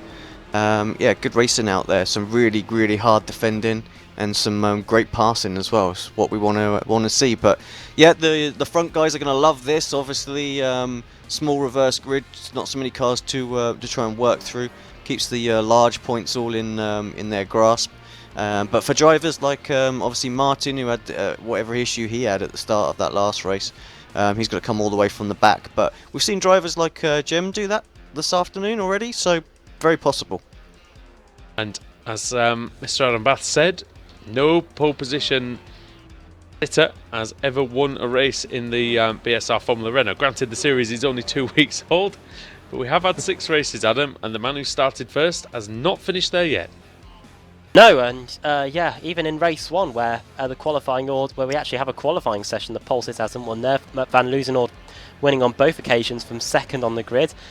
So yeah, I wouldn't rule out the likes of someone like Chemboluk Bassi starting in about 6th or 7th place for race 2. He could have a good opportunity to stamp his authority on this championship in race 2 when we get underway in about a minute's time. Today's third race is also sponsored by Leo Bodner and ProSim. Leo Bodner, of course, one of the best steering systems on the market. Fantastic. And if you ever get the opportunity to try that out, do, because it is brilliant. I mean, they've put up a V2, haven't they, for this prize, so this competition. So one lucky winner on that prize draw is going to win a SimSteering V2 system. But yeah, so you have to have a rather large wallet in order to get one. So yeah, definitely, it's definitely worth one of the drivers picking that up in the prize draw. Yeah, and let's not forget ProSim as well. They've offered a day at the a half day at the Sim Centre in down in Gatwick, Hawley, for 3 lucky winners, and also a Quaife sequential gearbox shifter as well is up for grabs. So yeah, some great prizes from these guys. To be honest, half a day in the simulator is enough. You'd be knackered if the full day, I think. So half day's plenty. Some great prizes on offer for these. This BSR Formula Renault series. And Adam, if you can take us through the starting grid, can David White be the first pole sitter to take victory? He's on pole then. Paul Denton second, Ash Blake Hood in third, Josh Honig starting in 4th place, John McHutchison in 5th, Chemboluk Bassi in 6th place, Matthias Bonholtz in 7th, 8th is Matthias Bonholtz, 9th Antoine Hegelin, and 10th John Godfrey, and 10th Rene Asterkamp. 11th for Paschalis Jurgis, 12th Samuel Lebert, 13th Christian Rose, 14th David Baker, Peter Berryman starting in 15th, Matt Bunn, our race 2 winner, starting in 16th, 17th Nathan Davis, 18th Jack Keithley, Mark Pickford starting in 19th, and starting in 20th place will be Alan Mitchell. Right, we have just lost Ashley Sutton before the start of the race as well. Just about ready for the start. If he can get back in time. At least to take position in the pit lane. So then, revs are rising again. And we're waiting for the green here at Zolder. Green, green, green! Here it is now as the green flag flies. It's a good start by David White. Very good start, in fact. Ashley Blake Hood side by side with Paul Denton. Also, Josh Honig and who's that up the inside? That was... what? Sorry, Chemboluk Bassi nearly getting taken out there. He was side by side with Jos Honig going through the first corner. He's able to survive though, already up 2 positions, so a good start from him. Was indeed. John McHutchinson is in there as well. I think that's the ProSim car. Antoine Hegelin up to 5th place as well at 3 positions, going towards the first chicane. Yeah, let's see if everyone can make it through this chicane. Oh no! Sponholtz card! Oh dear me! Up and over and over, and out goes Sponholtz. See what that was all about, because I just switched clipped. a bit further back and he was flying, so let's take a look. Jump Front on wheel board. to rear wheel, I think, Alex, there, and massive one for Sponholtz. We know the rear suspension isn't like the most stable part of a car, but especially in Oh, and a single-seaters. spin at the chicane as well. Who's that? Matt Bunn, possibly. And Chemboluk Bassi up into Mitchell. 2nd place. Mitchell off Oh as well. dear, yeah. Just come steaming up the inside there. I think he just miscalculated the checkup of everyone in front of him there. I'm not sure who he hit, but there's a possibility there's some suspension damage there for them as well. Antoine Higeland down the inside of That was Ashley Blake Hood, so Higgeland up to 4th place already, so it's White, Bullock Bassey. Oh, and Higgeland for the inside in turn 1 on Paul Denton. Having a big look, the Frenchman, and he's round the outside, and that is beautiful driving, really is. And now will there be a change for the lead because Bullock Bassey's all over David White. Bullock Bassey is through. Can White get a run out of there and pressure him into the chicane? I think he can. You're going to have a look, David White, up the inside. Go on, have a go. Why not? But no, he doesn't. Decides not to, David White. So he will not probably win this race, although we're not sure yet. Because there's a long way to go. It's a 12-lap race, but maybe the pole-sitting curse is a real thing in the BSR Formula Renault Series. Oh, battle here between side by side. That is Cullinan and Christian Rose and Pickford as well, battling going through. Oh, McCutcheon. Oh, and that's an Apex Academy car. Depka getting hit onto his side there. Got very close. There. It's got some pretty big damage by the looks of it. Lawrence De Rijk is in there as well, right in the middle of that group. George Ratchis is it. There's 3 wide. Somebody's up the inside. It's Balthazar. Off goes LeBear as well, wide. Samuel Did you LeBear, see yep. something happen in there, I think, and just got out of it. Van Luzenoord's in there. Higgeland past David White into turn 1. That is then Higgeland up into 2nd place. It's going to be interesting if see if Higgeland can get to Chembol at Bassey, because then we could have a battle on our hands there. Have a battle between the iRacing World Championship drivers. That'll be exciting, Alex. Yeah, absolutely. As Luzenoord looking to go around the outside. Sorry, no, it's Oscar looking to go around the outside of Luzenoord. Luzenoord's got some damage on that front wing, slowing him down somewhat. Mangan looking to take advantage of his teammate. Thompson and Hall battling side by side. Thompson no front end again. Oh dear. Likes keeping his feet cool. There's Josh Thompson, it looks like. Oh, McCutcheon. Oh, here another comes the battle Apex car. here. Sorry, That's that was Ratchis. just on screen. We've got Keithley and Godfrey as well, and Baker just tucked in behind those. Great little 3-car battle. Wow, yeah. Keithley looking at the inside. Oh, off goes Ratchis. And McCutcheon as well, possibly. Oh, crash. Oh, Daniel yeah. Macaulay. Apex Academy car there. He spun on the exit of the 2nd part of the chicane. Ratchis on the 1st. Battle Still with between this battle Osterkamp and between Berryman. 10th, 11th and 12th though. We'll go forward just to see that. Osterkamp, yep. Berryman round the outside. Pete seems to get great drive off that final chicanes where he pulls most of his moves. He's wide and up the inside of Honig now. There's just getting past Denton just in front of those guys as well. So Osterkamp getting past Honig too. So 2 positions lost in an instant there for Jos Honig. And if race 2 was the CQR Club race, race 3, the Apex Racing UK cars definitely seem to be coming to the fore here. John Godfrey versus Stephen Baxter. Baxter hunting down Godfrey into the chicane. A good run out of there. Baxter won a good race here as well. He was unfortunate with what happened in the last one. Obviously made that little mistake at the chicane, tried to recover back to the circuit and just had that bit of netcode. Obviously Ash was having his internet issues, clobbered Baxter and around he went again and into the wall, ended his race. Alex, Chembol at Bassey coming through to start lap 5. I wonder if you could take us through a lap of the circuit Zolder with him. Yeah, let's do that. On board with Chembol at Bassey, Radicals Online. Out of the final corner. Getting ready for a lap around this circuit. Fantastic circuit as well in this car. Coming into turn 1, just going to down a couple of gears and throw that car into the left-hander. Use the curb on the inside, maybe run off a little bit over to the right. Switch back all the way over to the left before again just down 1 gear and throw it in through the right-hander. Flat out all through this section. Coming in towards the back straight again, just down a gear and throw that car in. Car sort of sticks through there as well. Very easy to run a little bit wide, taking too much speed in there. Down this back straight, got a little time to think about the chicane. One of the toughest braking points on the course. Pinpoint accuracy for Jim there. Just skims both flat parts of the curb. That's ideal. up and over the crest into the next of the chicanes, using all of the track. Avoid the sausage curbs where you can. Jem just skimming over them a little bit, can slow you down a little bit, but no such issues there. No, the car looks really stable, so it's great to see. Into this really tight hairpin, as I said earlier on, so easy to lock it up through here. There's a couple of different lines you can take there. It's a nasty bump just on the inside. All of the curb or none of the curb is what you want.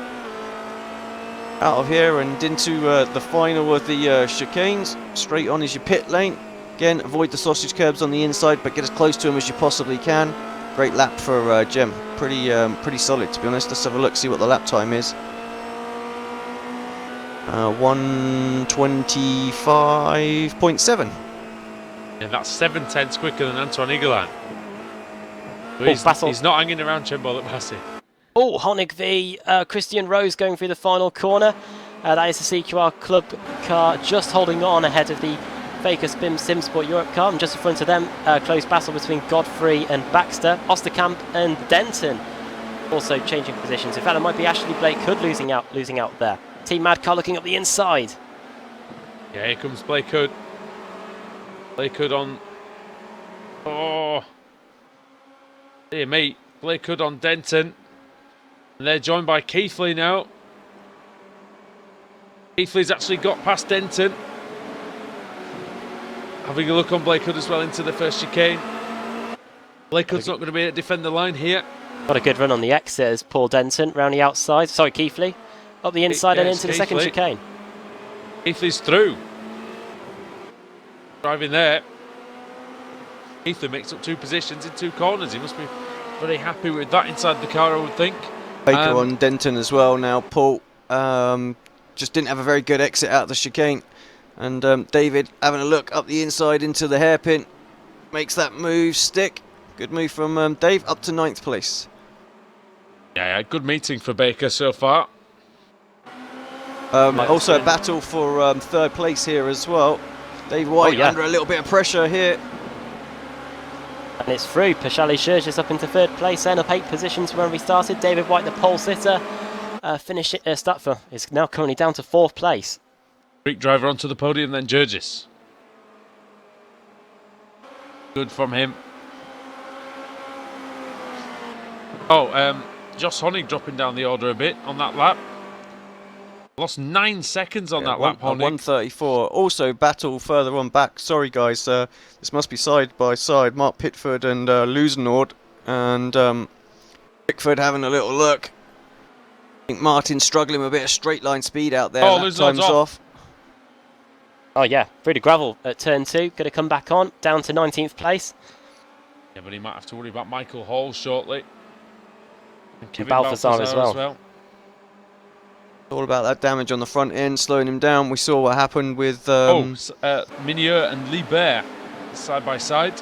That's who I was going to say, Libert as well. So, Libert struggling. Oh, Mangan's gone. Damage. Again, Mangan's gone. He had issues in race 2. Spun it in the first chicane on his own. He's now in 22nd place. Sorry, Alex, we're pulling you this way and that with the camera work. No, it's fine. We're keeping up. Baxter and Denton here side by side, 10th and 11th. David White's actually been passed by Pete Berriman on that lap as well. Just off camera, we didn't see it. Balthazar versus Hall. Hall's closing in massively, Adam, now. He's having a look up the inside, Hall. To the final chicane. Oh, I thought he misjudged it. Balthazar hangs on. I wonder if Hall can have a look into turn 1. He's having a look, all right, but he's not going to commit, as he was a long way back. But he might just set up for Kevin Balthazar here. Michael Hall, and he swings to the inside. Balthazar unfazed by that. He's on his merry way with Michael Hall just pursuing. Very hard to get a move done into that second corner because you lose so much speed on the exit. But it's an opening corner as well. Yeah. It's very difficult, isn't it? The other car can always run around the outside, keep the momentum. As Hall now on the inside into the chicane, side by side contact, and Balthazar over the curb. And really, that's just a lesson in how not to try to defend the position into the chicane, really. Now he's lost 2 more places. He's lost out to Oscar Mangan and Katalin Grauer. Berryman closing in on his teammate right now. We'll see what happens there. He's still got Thompson out there with no front wing, by the way, as well. Well, yeah, Berryman right with Gurgis here. Oh, sideways. Very, very loose. Loses all the momentum. Mangan side by side with him. Mangan recovering after that spin. Oh! Oh, he was turning in then for a second. Thought he was too. Mangan goes a little wide. Hall might have a chance at fighting back here into turn 1. What can he do? DQR versus Apex Racing UK. Oh, dummy! Inside line now.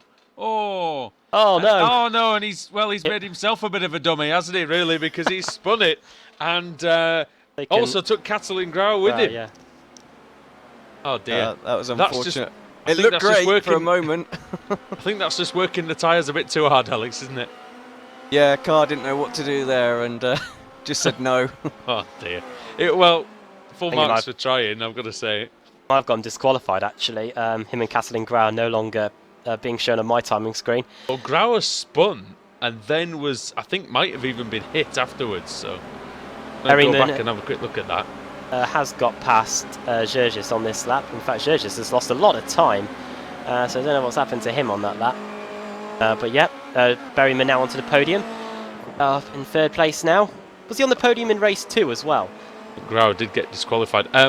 Berryman He's 2nd, wasn't he? was Didn't quite. in 2nd place in So he's both had races. Yeah, so a second, a 2nd and a 3rd. It's definitely going his way today. How far is he away from Higelin? About 4 seconds with 2.5 laps to go.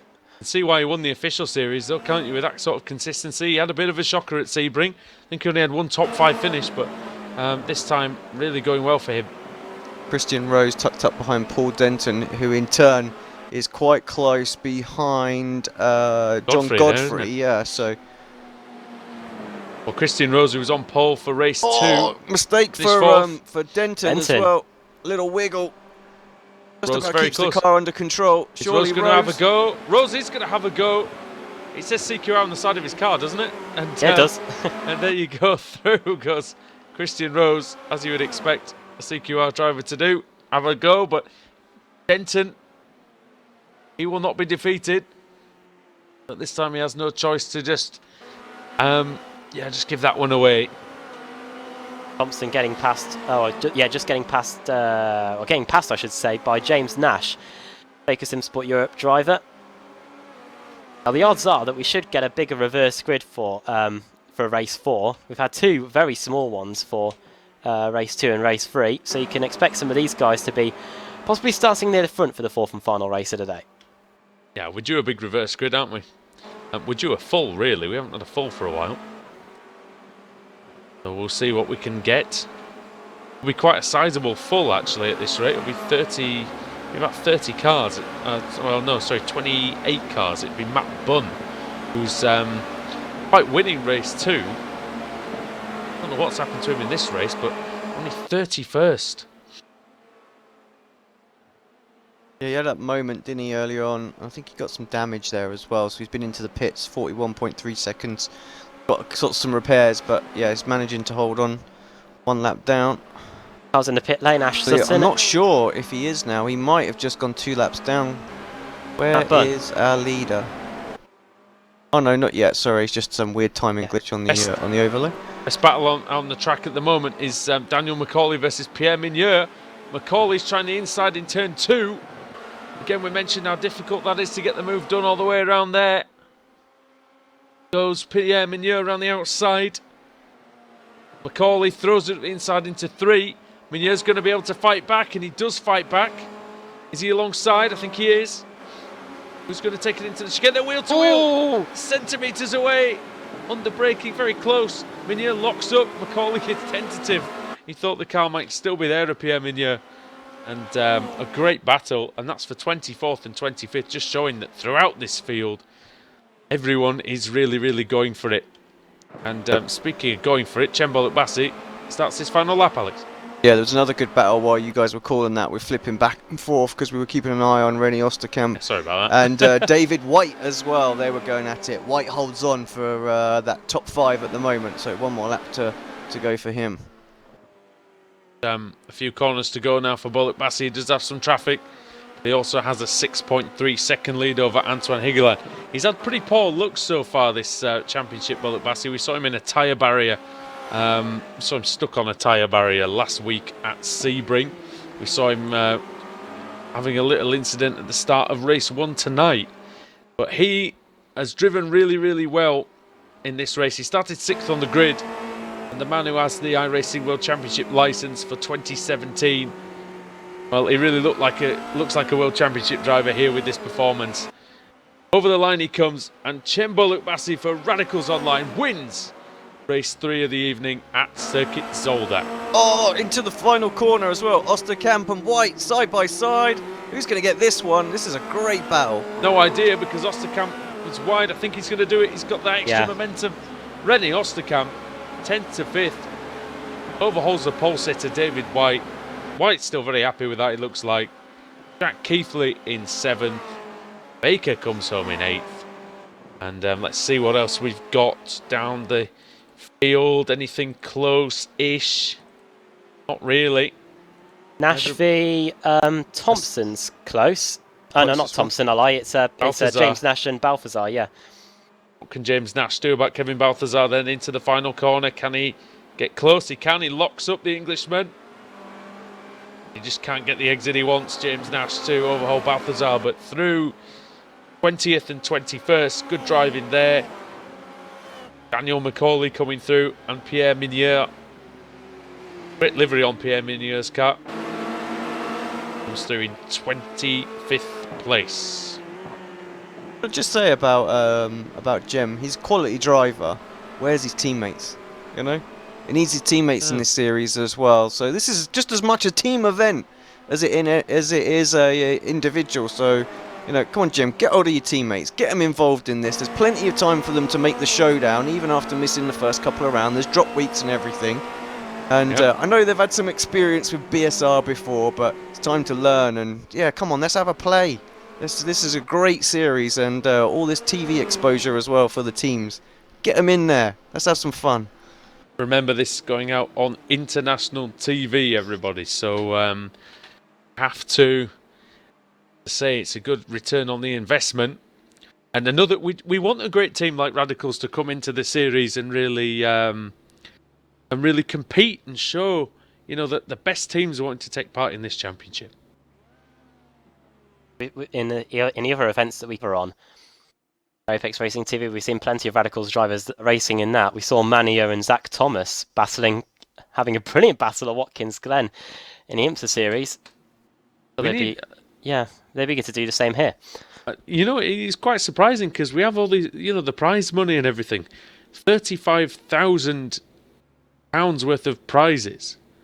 And, you know, where's Coanda? Where's Redline? Where are all these other teams? No idea.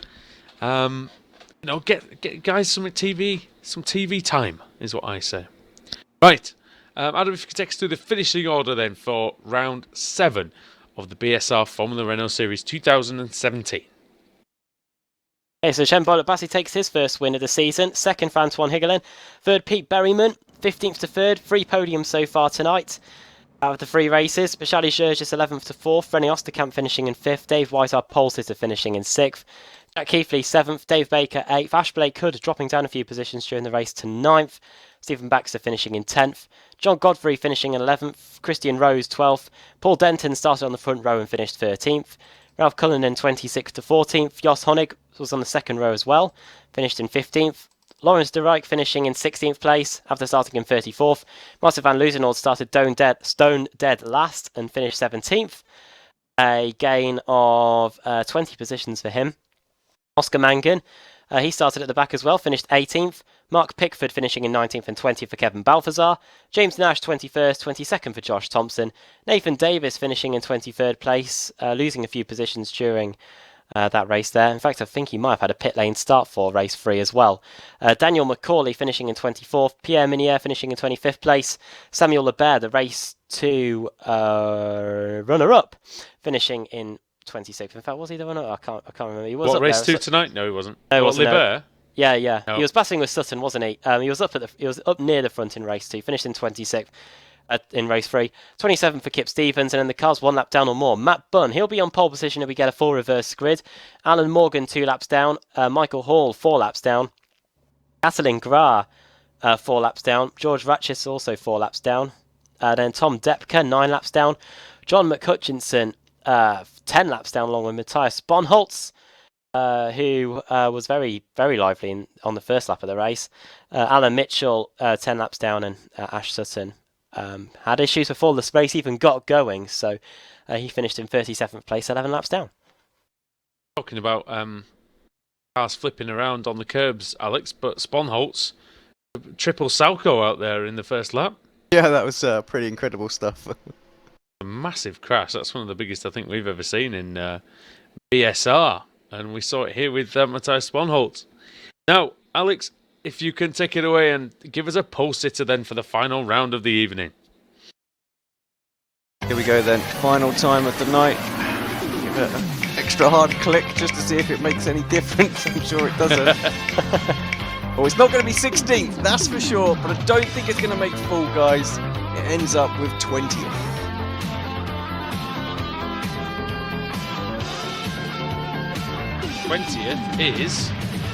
It is Kevin Balthazar. So the Belgian will be starting on the front row, or on the pole position, I should say, not just the front row. Mark Pickford starting second. Oscar Mangan, he's going to be third. Martin van Loozenord starting in 4th place. Oscar Mangan, did he win? Let me just check. Did he? Yeah, he won race 4 at Sebring last week. So we'll see if he can do the same here. And van Loozenord will be starting nearby. He'll just be behind him as well. Good opportunities for those guys to pick up some final valuable points this evening. And we'll see exactly what they can do when we return on the iRacing MSA British Sim Racers Formula Renault Series.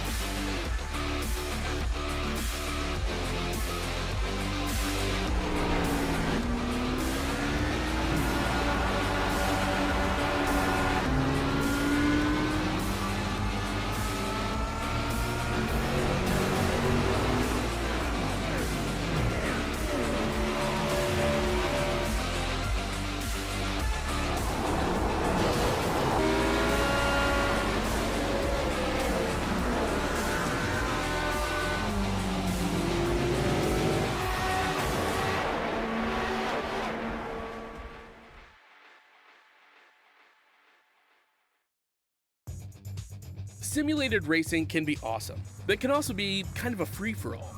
Interestingly, auto racing faced the same problem in its earlier days. Whether it was on the back roads, the beaches, or the city streets, the racing was fun. But there was always a certain level of chaos and danger, until some folks came along and put some order to all of this. Stuff like official racetracks, regulations about weight and equipment, and enforcement of standards. That's what gave us high-speed excitement, fast-paced action, and photo finishes. That's when racing became racing. The guys over at iRacing.com have made the same transformation in the world of sim racing. Sure, they've got the most accurate tracks and realistic cars out there, but that's just the start. See, iRacing analyzes the performance and results of each driver in every race, so you can be sure you're always placed in races where the competition will be tight, and that those reckless drivers who ruin it for us all are kept in the pits. Not to mention that with over 45,000 active members already in their vast community, you can find races day and night, so you can always get in on the action. You can even join a league of your favorite series. And since updates are always automatic, you don't have to worry about software and can focus on the track. Zip up your fire suit and check out iRacing.com.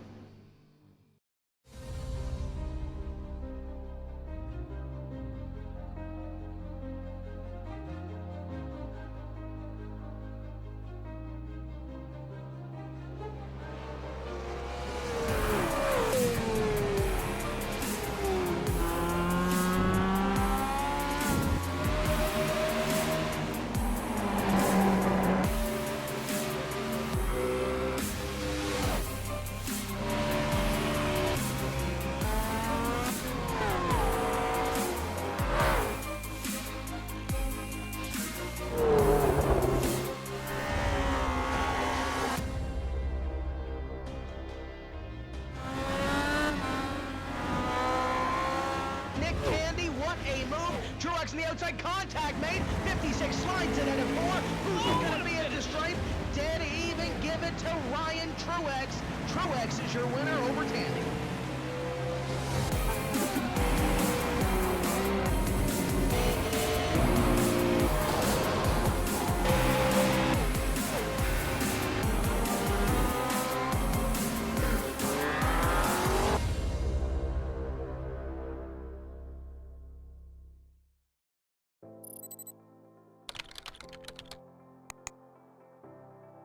iRacing.com is a sim racing game that combines a true-to-life racing experience with an online community of virtual racers from all over the globe. iRacing offers a multitude of officially licensed cars and tracks, laser scanned with millimeter accuracy. Their car models and mechanical systems are based on real-world physics and engineered in cooperation with manufacturers and race teams. iRacing's web-based interface allows members to compare stats and test drive any combination of car and track instantly. Their skill license system ranges from rookie to pro, ensuring members are always pitted against those with similar skill sets. Members are able to sign up for a weekly race series, compete in time trials, host a private race with friends, and participate in racing leagues created and run by the community. With over 60,000 members, iRacing works in partnership with renowned motorsport organizations like SRO Motorsports Group to deliver virtual races based on the real-life Blancpain GT series. iRacing's Blancpain Endurance Series features team racing, giving members the ability to build a team and participate in races ranging from 3 hours to 24 hours. Additional partners include NASCAR, IMSA, V8 Supercars, IndyCar, allowing members to race in their very own 24 hours of Spa, Bathurst 1000, Daytona 500, and many more. iRacing.com, delivering the most authentic racing experience short of getting into a real race car.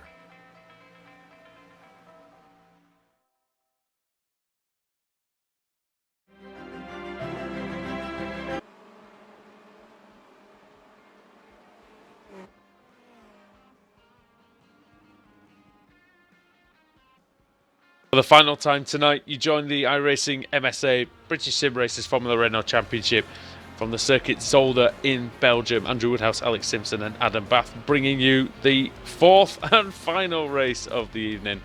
as a couple of drivers getting quite exuberant in the warm-up, shall we say.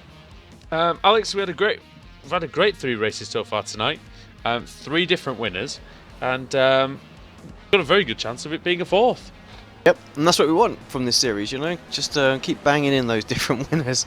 Been a lot of fun watching all the racing out there. Some fantastic racing, all 3 races as well. So some spectacular crashes as well, which, you know, that's BSR really. It's what it's all about, isn't it? You know, it's those reverse grids, just the nature of the series. 3 reverse grids of the night. It's always going to be like that. Race 4, usually the elbows come out. So let's see what's going to happen when we know what we saw last week, obviously at Sebring. And yeah, it could well be very much the same again. Partly cloudy, 18 degrees ambient temperature, so track's not too bad, but with it being sort of late afternoon, sun has started to set, so the track temperature is a little bit low, so the cars will be a bit skatey these first couple of corners. So hopefully they would have got up to pressure and temperature by the time we reach that chicane. Seems to be where most of the accidents are happening, but we'll wait and see. Well, make for some fast lap times as well. The star of tonight's proceedings definitely has been Pete Berryman. He was on pole for race 1, finished second in race 2 as well, and in race 3 he was 3rd. And Adam will be looking for his 4th podium finish in this race.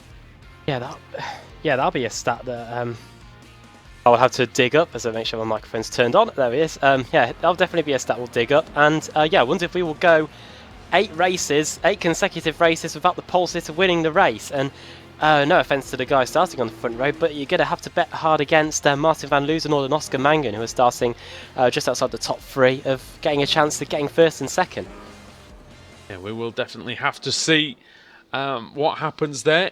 Can van Loozenhoorn take a 2nd win?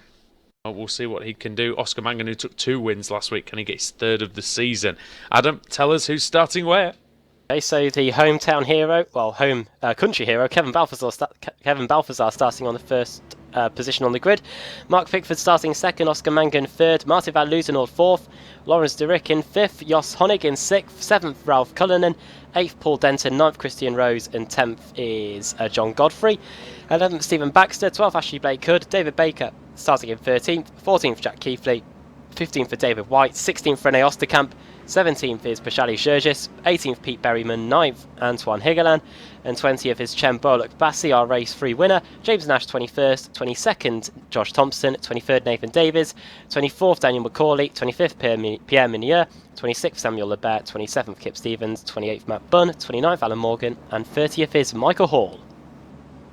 Very much, Adam. Got as many in as you could there. Driver's been held for quite a while on the grid. Green. Here we go then, the green light is on really quickly. It wasn't a great start by Balthazar.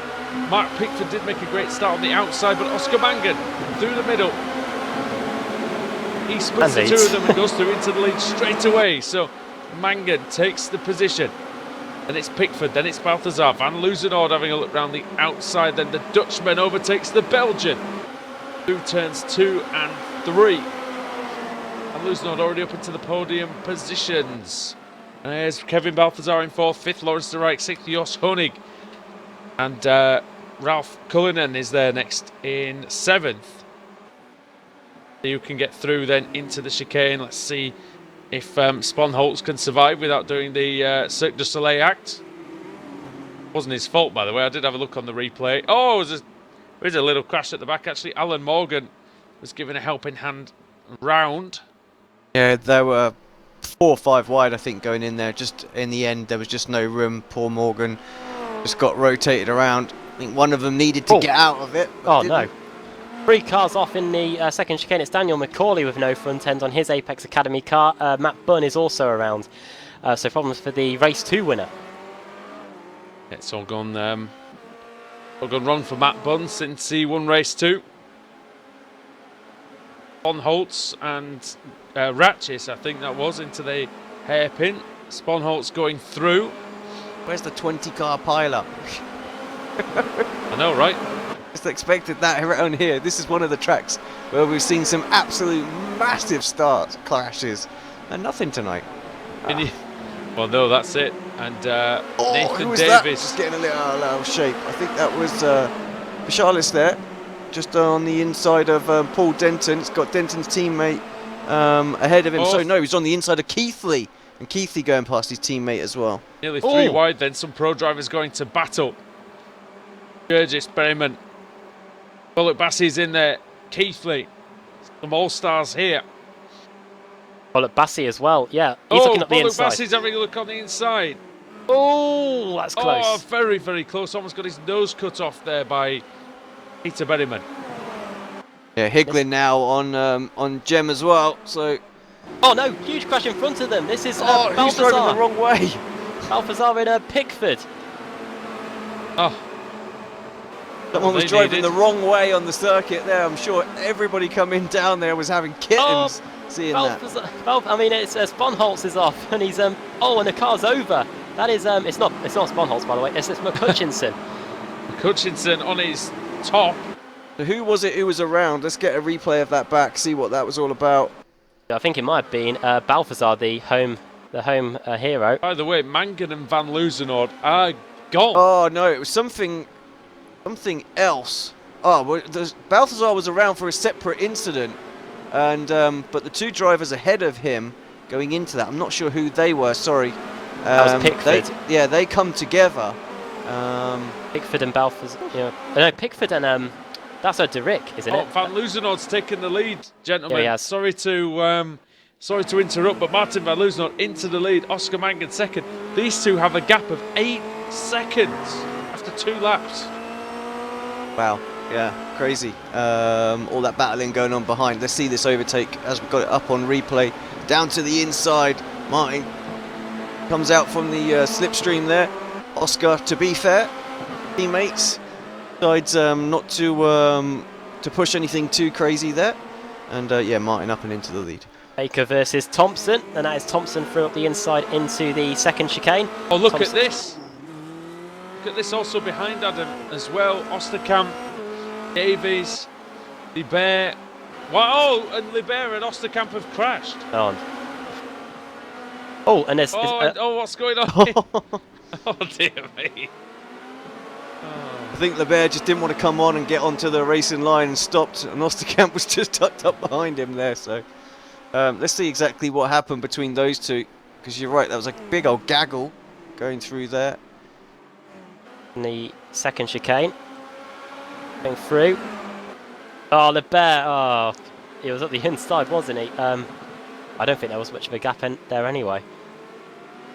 Keithley and Jurgis battling away. Oh no, there wasn't really. It was just a bit unfortunate. With that kind of position, you just got up the driver. The little reverse almost looks like it was like you. Do you know what I mean? No. That was very at the close. same thing. Did you see that? Derrick and Thompson, yeah. Yeah, and Thompson. Dear me, very, very close driving. Oh, and here comes Christian Rose. Rose on De Rijk. He's going to go through, is he? Oh, it's going to be contact, and there was. De Rijk's gone. He'll be wanting his deposit back, no doubt, again. Is this what you're after now, Alex? The driver's delivering. Baker's going through. Yes, he is. He's gone past his teammate, Christian Rose. Oh, someone's off. That's Denton. Denton, yep. To be fair, De Rijk got properly shafted there, to be honest. Wasn't great driving by Rose. Dear. Nathan Davis v Nash. Godfrey. Yeah, I was about to say Nash and Godfrey as well. And that is Nash with no front end to his Faker Sim Sport Cup. Off with nearly 3 wide down the front straight as Berryman is battling away with Jack Keithley going into turn 1. Going to go around the outside. Burgess is in there as well, as is Antoine Egelat, Frenchman. And Honig's actually ahead of this group. Cullinan's in there. He's going around the outside of Jurgis, is it? Oh, of Berryman, sorry. And then the Irishman. It's very, very close. Oh, that's close. Higeland round the outside. It's not going to Here work, comes is it, Bullock Bassey. surely? Bullock Bassey. We passed both of them. What action in this fourth race? Oh! And he's through, and it's also Very close. Thompson's going to go through. Thompson's through, and Cullinan's lost 3 places. Higglin just squeezing his way through there on the exit of the second chicane, but here comes Cullinan. He might fancy it back here going into the hairpin. He's not too far away from doing a lunge, but thinks better of him. Yeah, down to 10th place now. We didn't see lots of it at Sebring, Alex, but we really are seeing why these drivers are pro and world championship quality. Yeah, absolutely some fantastic overtakes. We've seen the other side of the coin as well. Let's not shy away from that. We've seen some interesting moves, but yeah, for the most part, we've seen some great stuff out there tonight. Got to think that probably Christian Rose will take a penalty for the crash with De Rijk. I don't blame him actually complaining about driving standards if that's how he gets treated on the circuit, to be honest. Oh, off goes Balthazar again. Battle for between Keithley and Berryman also going on at the same time. Godfrey and Blake Hood as well. Godfrey running out there without any bodywork on the front, just trying to limp the car home, get some points. As we know, though, those 4, finishing 4 races is critical. You can get massive points for doing that, and really does sort of cement your chance to get into the showdown. I know this is only meeting 2. But, those points all add up at the end of the season. Points and count the DNF same. really... White and White and someone else. I think the other one got disqualified. It was Ratchis. George Ratchis. That's just a case of one not committing to the move and the other one just turning into the corner. Yeah, I'm going to watch this back as well. So just looking at it from White. Who was behind? Neither one of them's really finest hour out there, to be fair. Yeah, it might have been Ratchis that was behind. It might be making the move. I don't know. Yeah, White was behind coming in, sort of side by side. 2 into 1. Just didn't go. Stephen Baxter right up behind his teammate James Nash. That's for, I believe that's 15th and 16th places. Yeah, very close. Baxter and Nash. Yeah, 2 teammates, both Brits as well. Don't rule out Lawrence De Rijk, who's in 30th. Oh, he's a lap down actually. He's in 31st place, so you can rule him out. Josh Thompson and Chen Bollock-Bassi have just changed positions. In fact, here comes Bollock-Bassi on Thompson through the long right-hander. You might fancy his chances up the inside here.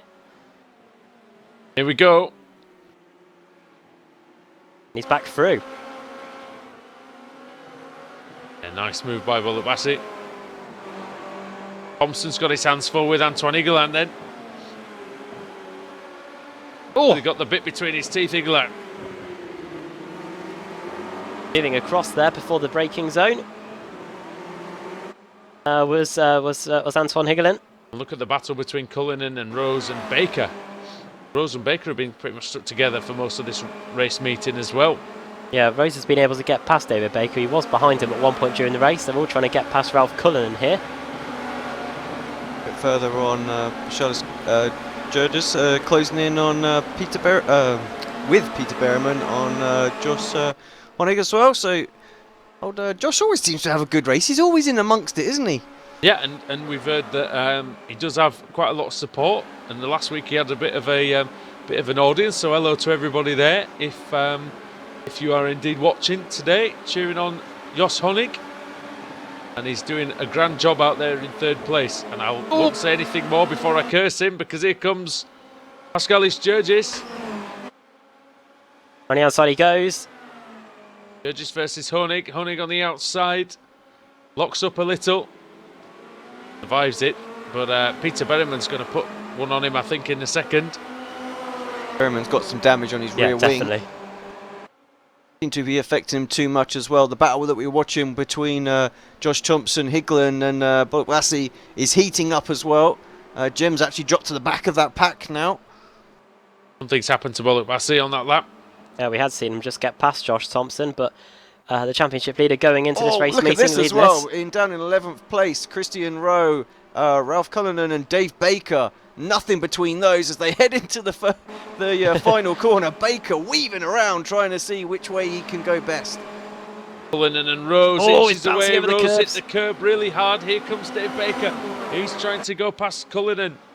Poor Ralph. I mean, he didn't do anything wrong there, though. Just had to avoid hitting the back of Rose there, and of course that just gift wraps the position to Baker, and now he's under pressure from Davis behind as well. 3 or 4 great battles out there on the circuit. BSR Formula Renault Series. This race in particular sponsored by iRacing. They put over $5,000 of credits up for grabs. And we're very grateful, Alex, to them for their continued support. Yeah, absolutely. They seem to be delivering on some great stuff with the BSR. So, yeah, all that support with the Kia series that we see, and now with the BSR Renault series as well. Jos Honig down to 6th. He was passed by Berryman and Keithley on that lap as well. So he's dropped down, but he should be able to. You would think he'd be able to maintain it over Thompson and Igelan. Here comes Igelan again. Thompson again defending the line over the crest. Make it difficult for Igelan. Doesn't want to crowd him too much. You've got to leave a space for one car. One car's width, of course, on the outside. And here comes Antoine Igelan again. Is he maybe going to try a last-minute lunge into the chicane? He pulls out for the slipstream. He's very late on the brakes. And through goes Antoine Igelan. And that is a beautiful piece of driving yet again. Another one of our pro drivers really showing how it's done out there and weaving to try and break the slipstream of Thompson as well. Well, we've been trying to see that. We've been trying to see the dummy perfected all night, and I think that's it. Summed up brilliantly there by Antoine Igelan, through into 7th. Low car, Kip Stevens with damage on the back wing there. He's got a bit of a DRS there, an unintentional one. I think he's just trying to, the rear wing's severely damaged there. He's a lap down now, the Pro Sim driver, 2-time BSR TC champion. We're surprised, Alex, that more touring car drivers in the BSR haven't moved over to the Renault, or is this about what you expected? No, I think this is what I expected, to be honest. Certainly there's going to be some that will come and, sort of league regulars that were going to come and have a play, but, it's a totally different car. Handles completely different, you've got to drive it completely different. Racing it's totally different. It's far, far more vulnerable for mistakes with close quarters racing, so... And off is Kevin Balthazar in the first chicane. Home here, the home man. Poor Kev, he's not having the best of races. We didn't catch it, but we have got some onboard action. There And goes David White. yeah, around the outside, just no momentum, so can't defend. White was on the pole position for one of the races earlier today, finished in 6th. Now in 19th place. Antoine Igelan might catch Jos Honig as well, potentially in the last couple of laps. Oh, Rose is Lap around. 11. Christian Rose, the CQR driver, spun it in the chicane. What did he do? Oh, he lost it on the entry into the corner. Yeah, that's not what he wanted. And there's another car off. Oh, Honig's off. Honig has just spun at turn 1. Have a look Down in then. 10th. What happened to him? Oh, really strange one, that. Very strange. Oh, and he almost wiped out Josh Thompson. Look how close that was. Get a replay of that back. Alex, I tell you what, you won't have seen anything that close See what happened. without contact. That was unbelievably tight. I don't know how he missed him. Oh, not the best of angles. Oh, in fact, the worst angle possible for that one. Let's see if we can find a better one, because that's awful. That won't be too bad. Like a chase camera would be pretty good, I guess, for that. Yeah, we're on to the last lap. On a lap then for Martin van Loozenhoort, obviously not getting much airtime. It's just so dominant.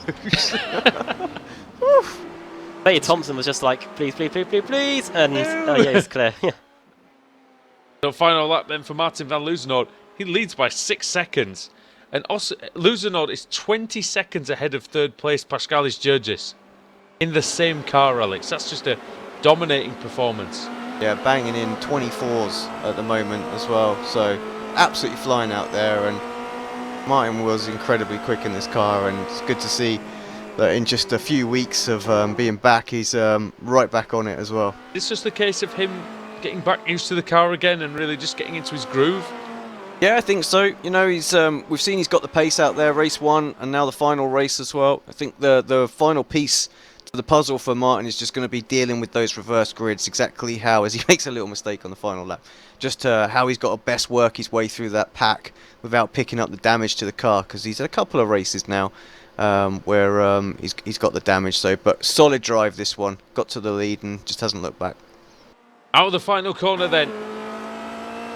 And we are in Belgium this week, but it's double Dutch for Martin van Loozenhoorn. He takes the win here in race 4. And a brilliant performance. Oscar Mangan in second place. He lost by 6 seconds in the end, but still a fantastic performance. Started 3rd, finished 2nd. That's all you want. And Charles Jurgis is going to beat Peter Berryman to the finish line. 20 seconds behind the winner, but still ecstatic for 3rd place. Heathley coming across, quite close between Higland and Thompson. Nash and Davis, oh, this is close as well. Who they got tucked up behind? I think that's a back marker. Oh, it's Lawrence de Rijk, yeah, the back marker. Oh, might have a chance here. Nash. No, not quite. Thought about it, didn't he? Osterkamp as well, that's very close. 1/10 of a second, ducks out. That one is close, but still can't get past Blake Hood just ahead of him. Well, so we got anybody else who's close? Catalin Grauer and Tom Depke for 24th and 25th. Grauer's just got through on that lap. Depke having to concede. Will be 24th and 25th for them. Pierre Migneur and John Godfrey with no front end. Be fairly close, but Godfrey's going to get there. The advanced cooling system not really working for him. Kip Stevens over the line, 1 lap down. And that completes tonight's running. So, Adam, for the final time this evening, my friend, if you tell us the finishing order of a dominant performance by Martin van Loozenhoorn. So he starts the race meeting with a win, and he ends it with a win. Martin van Loozenhoorn 2 wins tonight, and that is Apex Racing's 7th win in 8 races. Oscar Mangan finishing in 2nd, Pashaly Schergis 3rd, Peter Berryman confirms an Apex Racing 1, 2, 3, 4. Jack Heatley finishing in 5th place. 6th was Antoine Higeland. 7th was Josh Thompson. 8th Chen Bollock Bassi. 9th David Baker. Rounding up the top 10 was Jos Honig. 11th was Stephen Baxter. 12th Nathan Davies. James Nash finishing in 13th place. 14th for Christian Rose. Ash Blake Hood in 15th. 16th for René Osterkamp.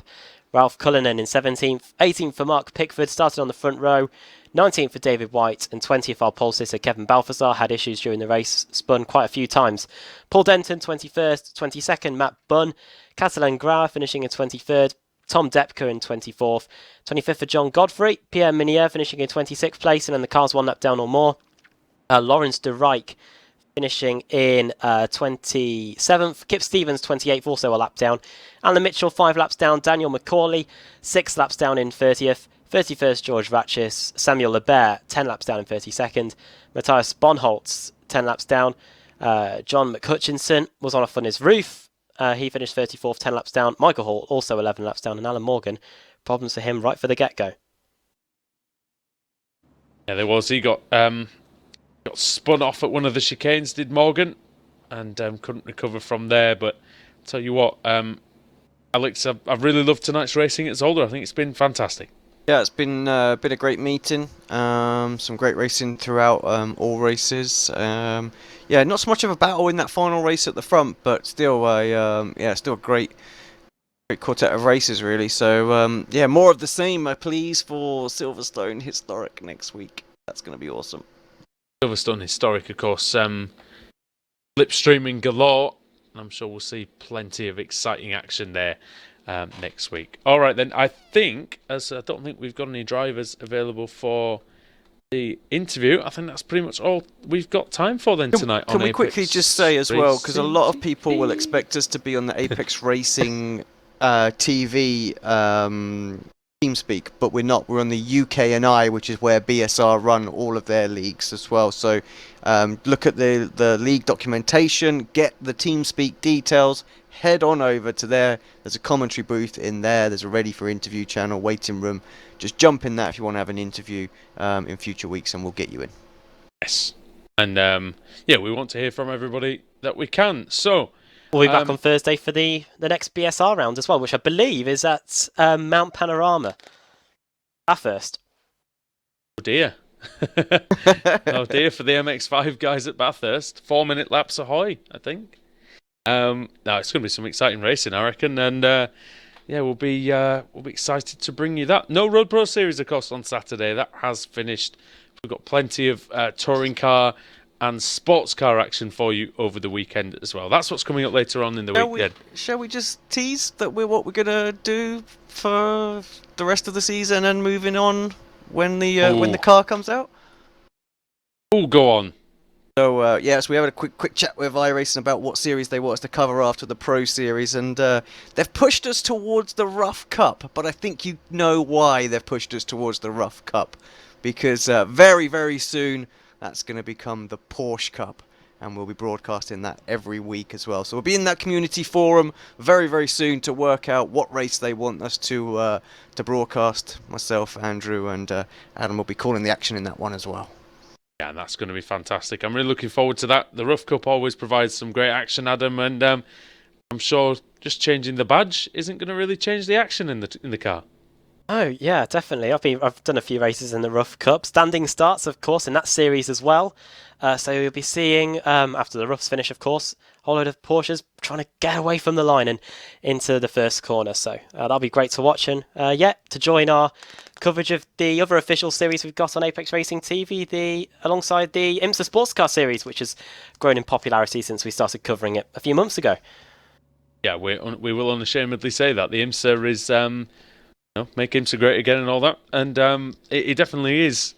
It is great. Every single week we watch it, we see some exciting action, and we hope everybody at home enjoys it. Right then, that's all we've got time for then from the Circuit Zolder in Belgium, but from all of us here at Apex Racing TV, from Andrew Woodhouse, Alex Simpson and Adam Bath, bye from Zolder. It's Martin van Loozenhout with 2 wins. We'll see you then. See you next week.